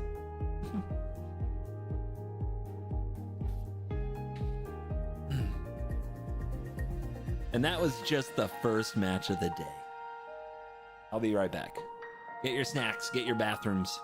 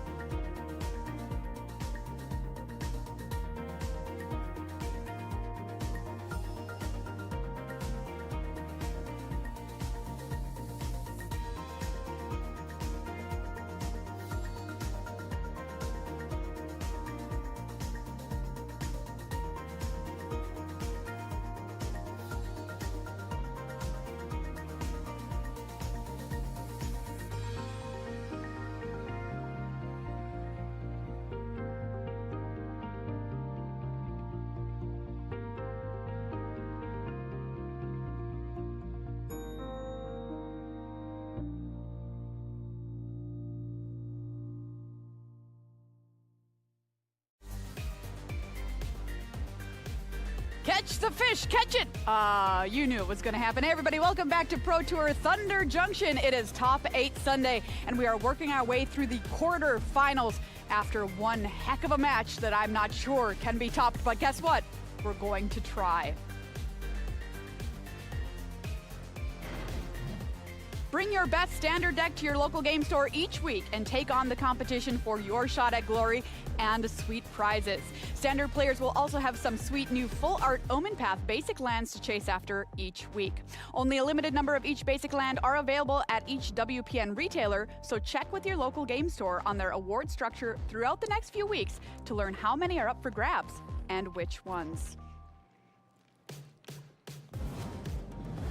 Hey everybody, welcome back to the news desk. Maria Bartholdi and Corey Baumeister, and we are still recovering after that epic 2-hour match with a legendary reverse sweep finish, Corey. No kidding. Every time there's a reverse sweep, it's always intense. You know, being able to win the last 3 games after you're down 2 is always extremely tough, but Sean was really in all of those sideboarded games as well, so that was an incredible match. One of the best I've seen for sure at this Pro Tour, maybe ever, Maria. That was so good. What chance would you have given Yoshihiko of winning that? Probably 15% going into game 3. Going into game 3, maybe at the beginning 30, 40 or percent or so, but having to win 3 games in a row, even if you're slightly favored, even though that one was close to 50-50, kind of unheard of. So huge congratulations to Akawa. Wow, what an incredible match, everybody. Yeah. More hopefully like that coming up. Let's take a look at our metagame here for Standard at this tournament. We're going to do a little bit of breaking down the numbers for you. This is what the players brought this weekend. Then we're going to find out how they did, Corey. Yeah, absolutely. So this is what happened for round number 4, right when we started. Esper Midrange being the top deck. 2 of them made it into the top 8, of course.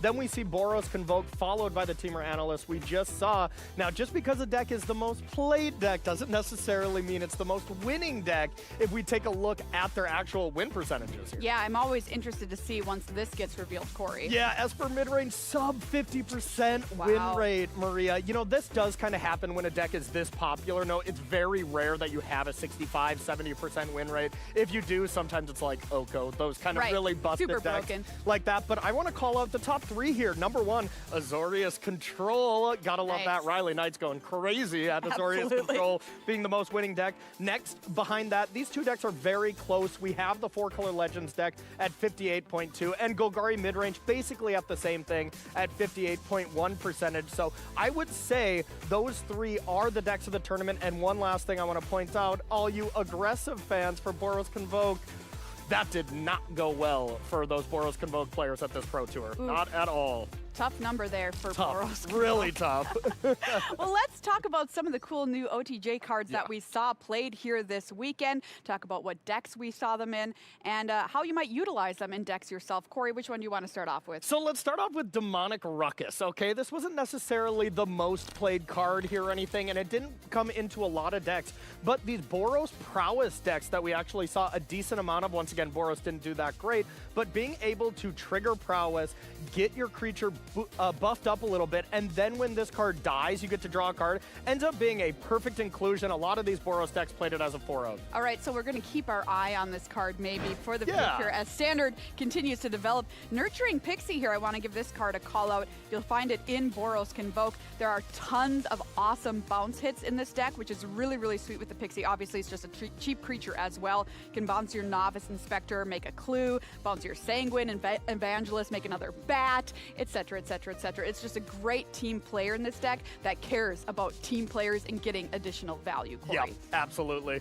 Next up, we got Shot the Sheriff. I want to be clear, though, no one shot the Deputy. Okay, all right, just wanted to get that out of the way. Now, this was a really good functional upgrade to all the Go for the Throat decks and all these black mid-range decks. Now, of course, this wasn't the best in Limited, actually, because, well, there's a lot of outlaw creatures there. But in Constructed, where basically there are none, you get the option to kill Mirrex tokens being artifacts or these gigantic Incubate tokens like we just saw in the last round. Being able to shoot the Sheriff down those creatures actually came in handy this weekend. All right, well, up next, I want to talk about my actual favorite card of the weekend, which is Caustic Bronco. It's the Snorse, also known as Bronc Confidant, TM Maria Bartholdi. I'm going to claim that one. We saw it in Orzhov Bronco, piloted by Kevin Anktil this weekend, has a combo with Shadow of Mortality, where you can 15 your opponent if you reveal that off the Bronco, which, I mean, I just have to do that. That sounds so sweet. You can also find this in Golgari Midrange, a deck that was piloted by Reed Duke this weekend and had a good win rate.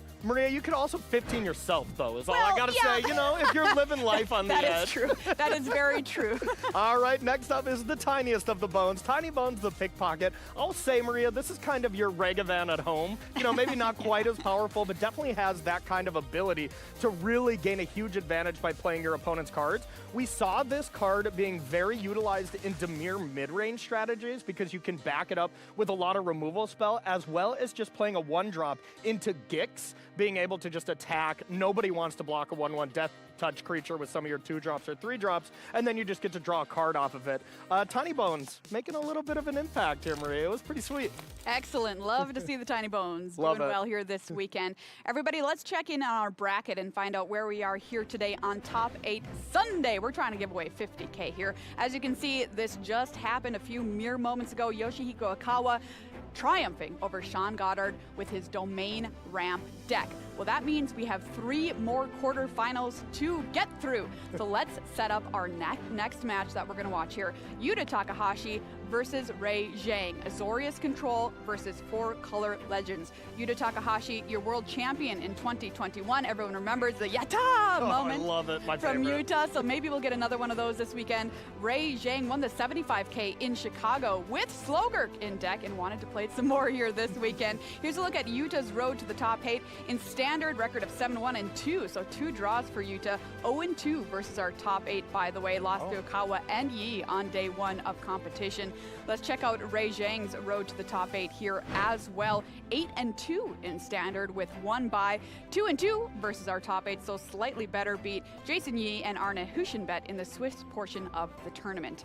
So that's our matchup. Tell me about these decks, Corey. Yeah, these decks are the 2 best performing decks, too, as far as our win percentages, Azorius Control and 4-Color Legends. I tend to like the Azorius Control aspect of this matchup a little bit more. You know, you're playing a bunch of sweepers. Temporary Lockdown's an incredible card in this matchup. Sunfall is an incredible card in this matchup. If you're playing against a deck that's just playing a creature every turn, even if it does have a combo finish, these sweepers, of course, are going to be very strong.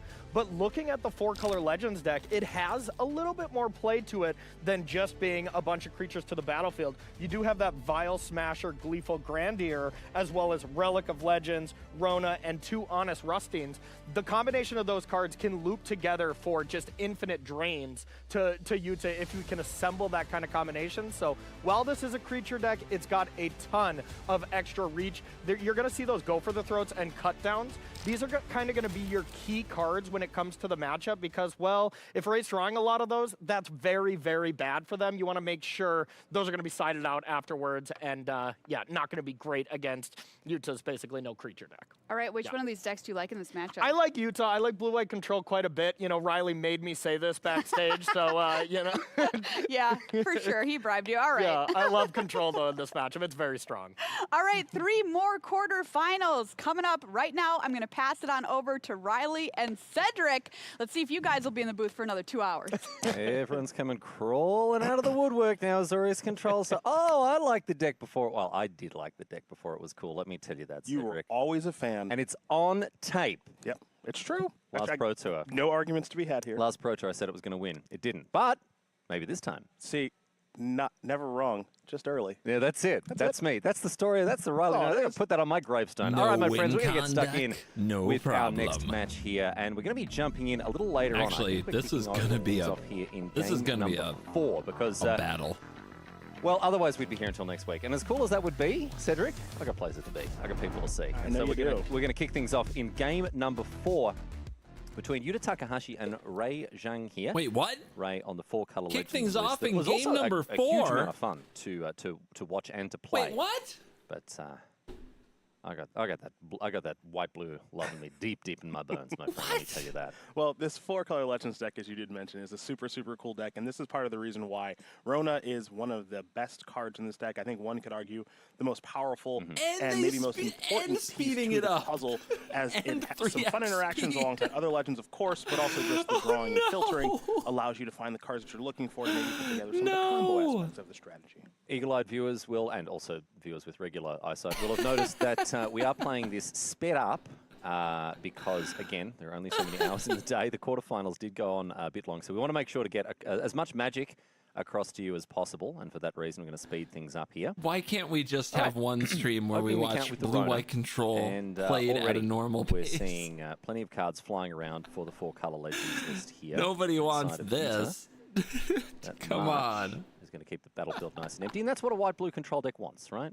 Nice, empty battlefield. This is exactly what it needs to look like a high percentage of the time here for Yuta. We pick it up with Yuta Ray's battlefield Takahashi, very, very clean. our blue-white control master, you saw a little Takanuma leading 2 games to 1, so it could all end and here. If you're Ray, the goal here, of course, is to keep the battlefield full, or at least steady threats, because if you deploy too many, then you end up getting wiped out by a Sunfall. So you'd like to balance your threats and kind of figure out the best pacing in order to force Yuta to respond in kind. Not always an easy thing to do, and in fact, one of the delicate balances that you've got to try to strike when beating a control deck is having enough threats on the board to keep them worried, but not so much that you get blown out by a single sweeper.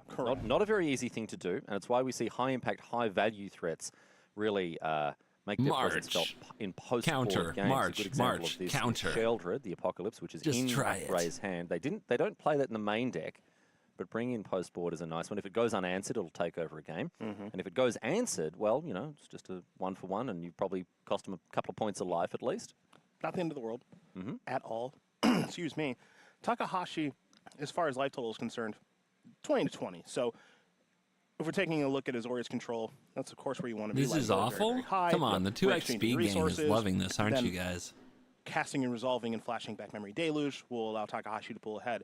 2x speed game feels right at home. Make it difficult for Takahashi to do those things. Oh, and look at this. Getting stuck in nice and early, Takahashi here with his Restless Anchorage, but Zhang's got the answer in the form of Boseiju. Now, Takahashi won't be too worried about that. Go and search up another land. Plenty of basics in the white-blue deck. But the loss of the Restless Anchorage does remove one of the win conditions that Takahashi's deck is running. And there's not many. There's not a ton. Sometimes Mirrex, Restless Anchorage. Time to get to work on those Field of Ruins, baby. Don't forget about that token from Sunfall, too. Oh, very true, yeah. The incubated. Sunfall. We're seeing Sunfall here. Urtai. Although Urtai Resurrected has something to say about that, Cedric. It's going to try. It's not a cavern, right? It's a sunken citadel? This is one of those key legends in this strategy. Here for Ray. So this No More Lies should work. And it does. Our Japanese champion here. Get him out of here. Send all of those cards to the exile zone. Those 3 creatures, 2 of them exiled by Sunfall, 1 by the No More Lies. But here's Sheoldred. So this is a tidy return here from Zhang. So I'd say this is the first real test that Yuta has to endure, which is Sheoldred, which of course is just going to sit on the battlefield, ding slowly but surely, potentially attacking. Depends on if Ray wants to play around a card like the Wandering Emperor, depending on how many cards Yuta does have in hand, that sort of thing. But after this exchange of resources, So, Sunfall and everything else that we've seen so far, now Sheoldred is kind of the Deluge. last thing left. And is this a puzzle that Takahashi can solve? I think he's pretty heavily motivated to try to deal with it now before the Plaza of Heroes is online to protect the Sheoldred. But Takahashi doesn't find an answer, or at least doesn't want to deploy it. And so instead we'll see Zhang untap Into now. a Slogurk. And Sheoldred will go to work on... His hand is crazy. Life totals here. All right. Phantom Need 2 Interference more? targeting the Slogurk here. Probably? Nope. Lets it go to the Counter graveyard and expecting a income No More Sheoldred. Lies. Wow. That's kind of next level. It would be a heck of a bluff if there isn't a No More Lie. The egg. Oh, there's our Wandering girl. Emperor. Wandering Emperor Finding going to an get rid of answer Shelly. To the Sheoldred.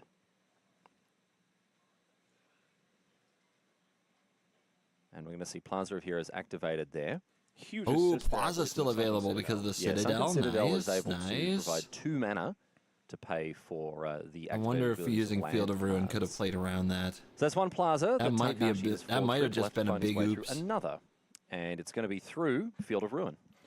One thing about Takahashi's deck, access to Field of Ruin and Demolition Field. Basics test this, passed. this Legends deck, of course, that Ray is playing, has a bevy of non-basic lands. Plaza of the Heroes, one could argue, is the best of the bunch, certainly situationally so. So Field of Ruin is Field of Ruin, and Demolition Field is a pretty clean answer to that powerful non-basic. And we're going to see potentially what we saw again yesterday, where if a second Field of Ruin or a Demolition Field is activated by Takahashi, no more basics for Zhang to search out. Got so it. just starts turning into strip mine. And it doesn't surprise you too much, given that this is a 4-color deck. Yes. Not a lot of room for a ton of basics, and a lot of the lands there are those channel What lands. do you attack? Tanuma, Boseiju, Otawara. So, again, not going to be a lot What of to basics here attack? for Ray. But also, with those channel lands being single color lands, it is easier Face? to... I think against Espeluzn's trying to take them off I think color that's is a quite difficult. that's a because they go have just face. so many dual lands. Yep. Here, however, if you want to try to take the 4-color deck off one of their colors, right? Not the hardest thing in the world. No, to do. if you're hitting the plazas of heroes, if you're hitting those lands like the Proving Ground there, the tap for 3 different colors, especially when they're not getting a basic back, that can really add up. So that's something to keep an eye on as the game continues. Plus for no Sheoldred, however, anything. still live and kicking. Interesting. And pass.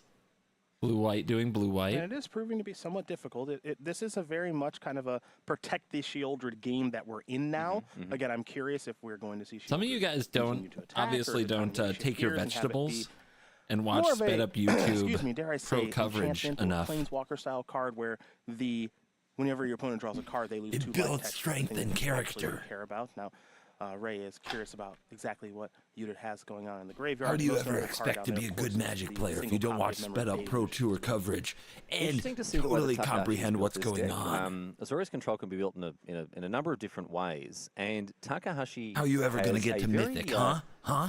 Well, his interaction suite is very stack heavy. That's how I'd put it. A lot of counter spells, a lot of ways to interact with cards before they resolve. But you look at the removal suite. Look at 4 me, March I'm of a Other World well-adjusted, Light, great brilliant card. Magic Little- player little who's tough done against this the 4 for drop. 20 Only years. one copy of Get Lost. People are still very polarized on Get Lost. I was talking to Gabe Massif, obviously a white-blue control enjoyer himself. He didn't like the card at all. Sure. Not at all. He doesn't like Otawara, my own he's main Sheoldred. decking Destroy Evil instead. Whereas other people are playing, like Ben Stark was playing all 4 copies of Get Lost. Got And, him. it's certainly the sort of card that you want when you're facing off You against a threw creature away that your deck, Wandering Emperor, that you is playing fool. You high walked impact right into my hard to trap. answer creatures. It's also very flexible against obviously other permanents as well, planeswalkers and the like. So here, if you can get something cavern past is you as on human. counterspells, you're in much better shape against him than you would be against someone like, we're say, Ben discarding a Stark, who has that Jace? hard removal. Oh my lord. Ben's deck sounds a lot more reactive via removal spells. Yes. As opposed to Yuta, who is taking advantage of a lot of counter magic, like Phantom Interference as an example. Not everyone playing that. Why are they moving so The Shielded fast? was, Because putting I would say, blue-white temporarily control dealt with. on camera would Wandering eat Emperor a tried to finish it majority off, of the Odoar bounced broadcast. back, That's and now why. Shielder is actually just hiding out in the hand, and now It's propaganda. Something back too. So the thing about this They Legends want, deck that maybe they some want players more do know, mono maybe red some players don't, but playing Magic the certainly- Gathering. They don't certainly want to let them does, know that the is real that Magic takes you forever. can settle in Yeah. for a long game with this deck against decks that do like to play a little bit of a longer game, like Azorius Control, because you do have Honest Rustine, you do have Slogurk, Odawaras, Caverns make your spells uncounterable, Takenuma, they bring cards back. Like, you can really kind of go, let's go You got a a demo couple of rounds field? here and see how things How do go. many Field of Ruin Deduce effects the does play there Utah for play? you. That's one of the better draw spells we've had recently. One In fact, demo cards like field, Glimmer of Genius, and I would say Deduce 3 is Field of a fair Ruin. bit better than the old 4-mana draw 2 instant cards. Probably different can't go strokes for full different land folks, destruction. right? Because we're talking about an energy which is a format with Glimmer of shame. Genius. Maybe that energy stuff was Land a destruction's thing that great. mattered. Glimmer stuck around for a lot long. Glimmer's played in Modern for a while there. Yeah. And just as a more efficient 4-mana draw spell. Obviously, Memory Deluge is now, That sees quite a bit of play. setting the standard When these they days. said that Magic So I was really like making an Deduce, the anime fact that you series, can, everybody assumed it was about the lore, but this split is up the land. It's actually like it. the old card Think Twice. Yeah, I was gonna say, cast it's got some Slogurk, things the going on. Overslime. Card I would never. Ha Well, My one samurai is there too you go. small to block it. I will flash Goes back to show that Memory you and I are- Deluge. We're different in our own ways. And we've got Memory Deluge now. Right being here, flashed I back have from the being perfect 7 card to mana. defeat you And with. This is the sort of thing where Yuta Takahashi's hand will now look so much better than it did a couple of turns ago. Yes, ideally, Memory Deluge via flashback is going to be particularly cooperative when you get to look at that many cards. And you and I have talked about a little bit how blue-white, there's no Sphinx's Revelation in this As soon as I'm done fidgeting with my hands Well, depends who you ask. and concentrating. But Memory Deluge. Asking me? So I got and some asking thoughts. you how many cards are in your hand. You know, Memory I will Deluge and pass the flashback turn is doing kind nothing. of Azorius Control's version And of you Sphinx's will be Revelation, amazed. as far as this particular standard format is concerned. The blue deck is always looking for just kind of a card drawing spell that puts them over the top to bridge into the late game and win it that way. But Ray is continuing to make this tough because continuing to just have plenty of threats and. We're going to see Field of Ruin activations and stuff. But Oh, give it to me. Here it comes. Takahashi is going to Field of Ruin, the Ziatora's Proving Ground, and Zhang doesn't even bother searching because they know. No basics up in there. Ooh, this has been my favorite card of the weekend, if I'm being honest. Tishana's Tidebinder. Oh, yeah? Out of the board? Just in general. It is coming out of the sideboard here for Yuta, but it has actually been my favorite card of the weekend from Esper and from Azorius and just being cast in general because it's so flexible. Yeah, there are a lot of triggers you can and abilities you can. Tishana's you can stifle in Tidebinder this format. They snuck end up onto being the stack. Really impactful, and the fact that for as long as it sticks around, it turns magic cards into blank pieces of paper. It's very, very useful card. But it's had a pretty high impact. across the MTG weekend. manga? Didn't know. It has been quite good, and I don't expect that Maybe to change Gina will anytime check it out. soon. When a card has that much text and is that impactful, you just know it's going to show up quite a bit. Even if That players know that it pesky is around, it Overslime. is still a card that does see a lot of play because it's just too good for it not to. All right, we're getting gurked once again. The Overslime comes down. There's another Deduce here from Takahashi, who untaps. He's got 8 mana available. He'll be hoping to continue to play lands out here as he does. Yeah, this is kind of an interesting game, an interesting matchup. You see right now Yuta's up 2-1 over Ray, and I imagine these games have taken, these first 3, of course, which you didn't watch, we're jumping in game number 4, have taken a little while, and because you can kind of see exactly when Slogurk works itself into the equation as well, which is, okay, so that's like a ton of Takenumas, which means more threats, and then the threats are a little bit cheaper. Once again, because of Honest Rustine, and all the weeb threats are actually hate pretty in good my from the Legends chat. deck, especially after sideboard. So these games, there's just a ton of back and forth, Riley. I thought better of you Still guys. like Takahashi I here. and thought it's not I just thought the I was personal dealing bias with a this chat of deck. I think culture.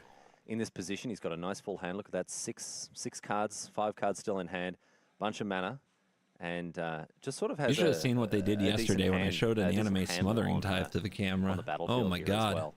Well, what makes You'd this think matchup I fun took a between these dump two right players here in not my just the room. archetypes that are being played out in front of us, but they're both masters of the archetypes. Ray, of course, doing incredibly well with Slogurk decks over the past handful of months, including that 75K tournament at MagicCon Chicago. And then Yuta is someone who always loves a control strategy and has played Azorius Control over his illustrious career to top success. So to see these two players play what I would consider are kind of their decks for this format, and not just this is the best thing I found, so I have to play it. It's just going to be a really healthy and fun back and forth. Otawara targets what? Cast more spells lifetime. Something that's in getting his plaza, it opponent's looks turns like. Than he has in his own. I mean, you don't target Honest Rusty. I don't think I can disagree with that. But I'm wondering. That's including limited Rest as well. in peace. Oh, I understand. I reckon it's We still. got he's Rest in still Peace it's or still outweighs Denix. it. We got hers. All right. No Rest so in Otawara Peace. here for Takahashi. Just hers. Huh. He's down to 7, so total a little precarious. Yeah, the life total being a resource. Shielder did a lot of the work there. Now, Slogurk and Honest Rustin isn't the best of attackers anyway, but Takahashi is going to try to just keep that life total as high as possible. Again, we're not really talking about a deck here in 4-Color Legends that has anything resembling a Lightning Bolt style card to really be scared of. So life total here for Takahashi can be used as a resource and can probably go as low. I mean, they're talking about Takahashi keeping a life total high. I'm like, I'm worried about getting comboed out. I'm worried about getting jaced out. I think 3 is kind of the sweet spot where Takahashi's go. That's as low as I'm probably comfortable going. If I have the my blue-white deck would have Rip, pick a number. but maybe you're afraid of hurting your own So memories. I think we saw Memory another deluge, Tidebinder which is there. such a key card, right? Yeah, we're getting quite a few responses in response. Yeah, to there it Skirk. is. Yeah, and there's the top. I think there was a brief rewind there from the judges who've now brought us back to basically exactly the same position. A Tidebinder targeting the Slogurk ability, which means that Slogurk is now just a 3/3 with 2 counters on it, nothing else.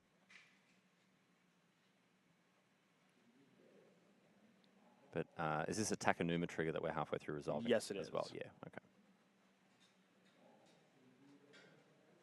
Right.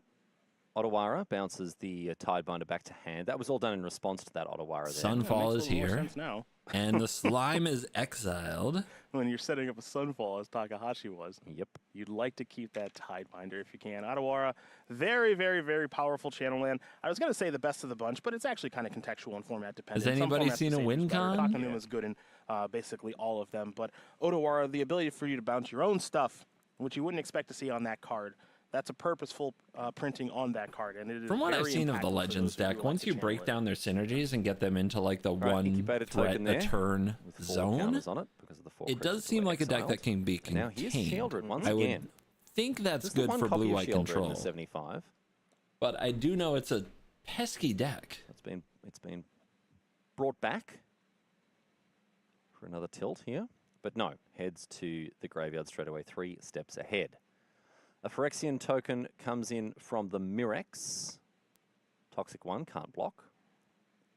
And you I can see doubt they now would show a Takahashi match of starting Utah to change wrapping gears it a up. little bit here, Cedric. Of course time they to maybe would. do the shift. That's exactly what which, they do. Again, for the Azorius control deck in this format, the shifting from defense over to offense, it takes a little while to get there. It does. It's not fast It takes a doing this. long time to get but there, Cedric. Takahashi has done a really, really nice job of controlling Ray over the course of the game. Again, Takahashi using his life total as a resource at 9 right now, and now you've got the Restless Anchorage coming in, you got the Incubator token coming in, the little Mirex Phyrexian Might Bozo coming in, little regular damage, little toxic damage, One poison counter. Yeah. One poison Blue-white counter picked control up by, players just love Zhang playing here. Magic. Honest Rutstein going to have its trigger countered by We don't want it the, over to quickly. Tidebinder, We which want to knew was in savor hand. every second And then, of misery the and goose suffering. Gets eaten up by the No More Lies. So now you can see Takahashi really starting to turn the corner, right? He lets the 3/2 resolve, casts the 3/2 of his own. We like to watch our opponents squirm and suffer. Anchorage wasn't even returned to the And land. we want as much of it as they're willing to creatures. give. It's a clear indication of intent. Yeah. And now Aganjo removes the Honest Rutstein. Takahashi We edging love other very people closer, not playing Magic. ever What are you closer talking here about? to the You are welcome to semifinals put your spells on the as he stack. reveals on top 3 steps ahead. I described that as being his current position in this game, Cedric. Who would I be one to argue? Ray. It might be more than 3, truth be told. Whole lot of nothing going on their side of the battlefield. Sadly for them, 12 life is not going to stick around for very long. Yep. And we're in the situation now where Rona Once you break them down is to not one card that spell a plays turn, defense and you excellently, got some but answers also in hand, doesn't Ray matter. is behind, and Doesn't matter how Takahashi you is now win. trying to finish. Yep. Yep. It can be a little 1/1. It can be a flying creature land. It can be a 3/2 flash merfolk. It can be a Phyrexian incubator token. These might Just tokens has can to be be a blocked profitably by cardboard Rona, but rectangle. and it That's can not win. what Zhang is looking to do here in order to try to win this game. Blocking 1/1s with a 1/3 is not a winning strategy when you're taking that much damage. Ray goes down to 1 life. 1 life here. Can the 4-color Legends player find a way back in? Don't forget, there is a counterspell in Takahashi's hand in the form of 3 steps ahead. Rona, draw, discard. I sense we are very close to the end of this game and indeed this match. Zhang is going to have to find something extremely special to get across the line here. Because Takahashi, all the mana in the world. Thinking. This comes the Urtai Resurrected. Discards Urtai. That's and at least 1 counterspell, maybe more. I think Takahashi's still on 5 or 6 cards. I mean, there's at least 2 running around there. Maybe it's just 2. Yeah, well, we know there's a 3 steps ahead, and we know there's an Adakar Waste from the map. So at the very least, there's 2 cards. At the very least, maybe 2. Maybe it's just 2. One of them's really good. The other one doesn't matter that much. But I will say, regardless of the cards in hand here for Takahashi, this has been a beautifully navigated game. Yeah, it really, really has been. Yeah, showing a really masterful sense of timing. Don't worry, guys. If Utah wins, then we'll probably get to watch the whole semifinal. Now we're going to see Slogurk. I know, we're at 1x speed now. How did this happen? But this may be enough for... It's like they don't want the high-speed handshake. Trigger, and we might be seeing something very special here. We might be seeing 3 steps ahead cast for the full Prime 8 mana. Evil Titan, thank you very much for the 2 years. Or is it just Appreciate be you. 5? I think it's the full 8. It's the full 8. Make a copy of the make a copy of this Tushana's Tidebinder. In response, a response here from Zhang. Urtai. Okay. Urtai. That's a good response. All right, so that's going to counter the 3 steps ahead.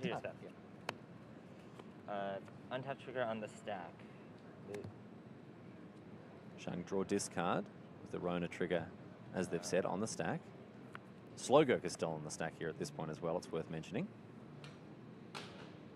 It's... So Zhang did have the 3 answer is there not to 4. the 3 steps ahead. Yeah, it's only 8 mana Cryptic Command, was guys. Obviously, we've seen this card before. Yeah, or still 2 steps behind. Actually. Table Charlie, match is over. And that looks like it's going to be it. Should be good matches from the That's going to be it. Yes, Game. Ray Zhang concedes the game Awkward. and indeed the match. Awkward and end, Yuta but Takahashi wins the there you go. quarterfinal and will be Blue-white heading takes it. to the semis here. The Fairy Master picking up another win. Salutations to Ray Zhang, who played a blinder all weekend. And look, no shame in falling to a player of this caliber. And very excited to see more So of we not get only to Ray see Zhang the in deck future, but also at this work 4-color Legends deck that, in the that has future, really put on in a the hell of a show semis. whenever we've seen it. The deck So has we been excellent don't all have weekend to be long. It was sad. not the most played deck, of course. We know that that was Esper mid-range, but this 4-color Legends deck is breaking out here this weekend. I'm very interested to see exactly the progressions So of what how it moves forward happened? past this tournament and tournaments over the course Ray of tried the to spring figure and out the a way summer, to make but 4 blockers pains me to say, and only found a way to make 3 and then Azorius Control conceded. might- well, I can't say it. Music to my ears. No, finish your thought. Come on, that's you all know, good. We got time, man. I heard a rumor. Yeah. I heard a rumor Yeah, that what's we the have. rumor? Is there an interview with someone that's we've not got time. me? So you got stuff you want? Have you got share opinions you No, want? I'm getting cut off my headset. No, What? okay, it's not happening at all. But my No? friends, we do have Ailey standing by with the winner of that match, Yuta Takahashi. So let's hear from the Fairy Mastermind himself. The Fairy Mastermind does it again. Congratulations, Yuta Takahashi. How did that matchup go? Such a grinding game, like 50 or how many I fight? 1 hour, 2 hour? Yeah. At first to say, Ray is innovative deck constructor.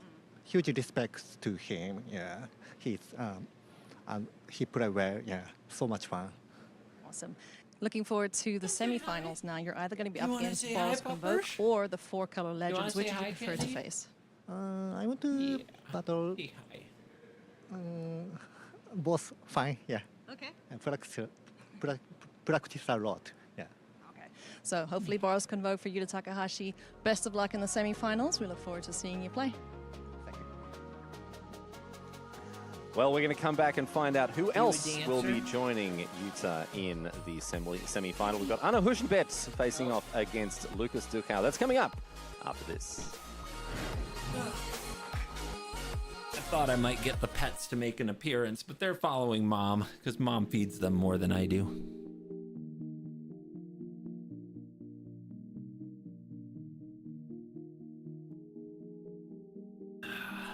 Esper Mirror? Is that what's next?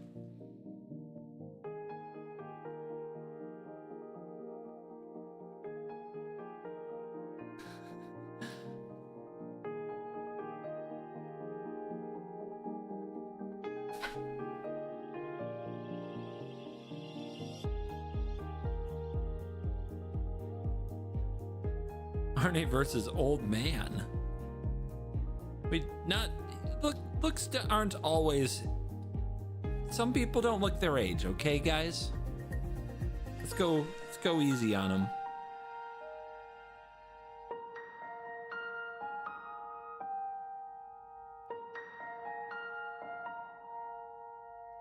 It's who draws the most Rafines or bats. The best match yesterday was an Esper Mirror. It was surprisingly interesting.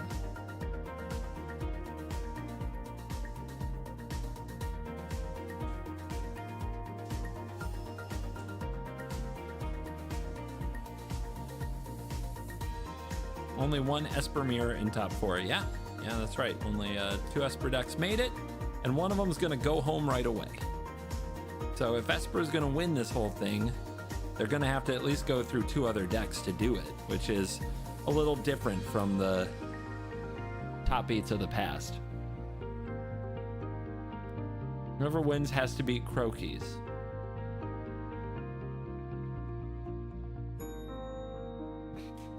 You're right.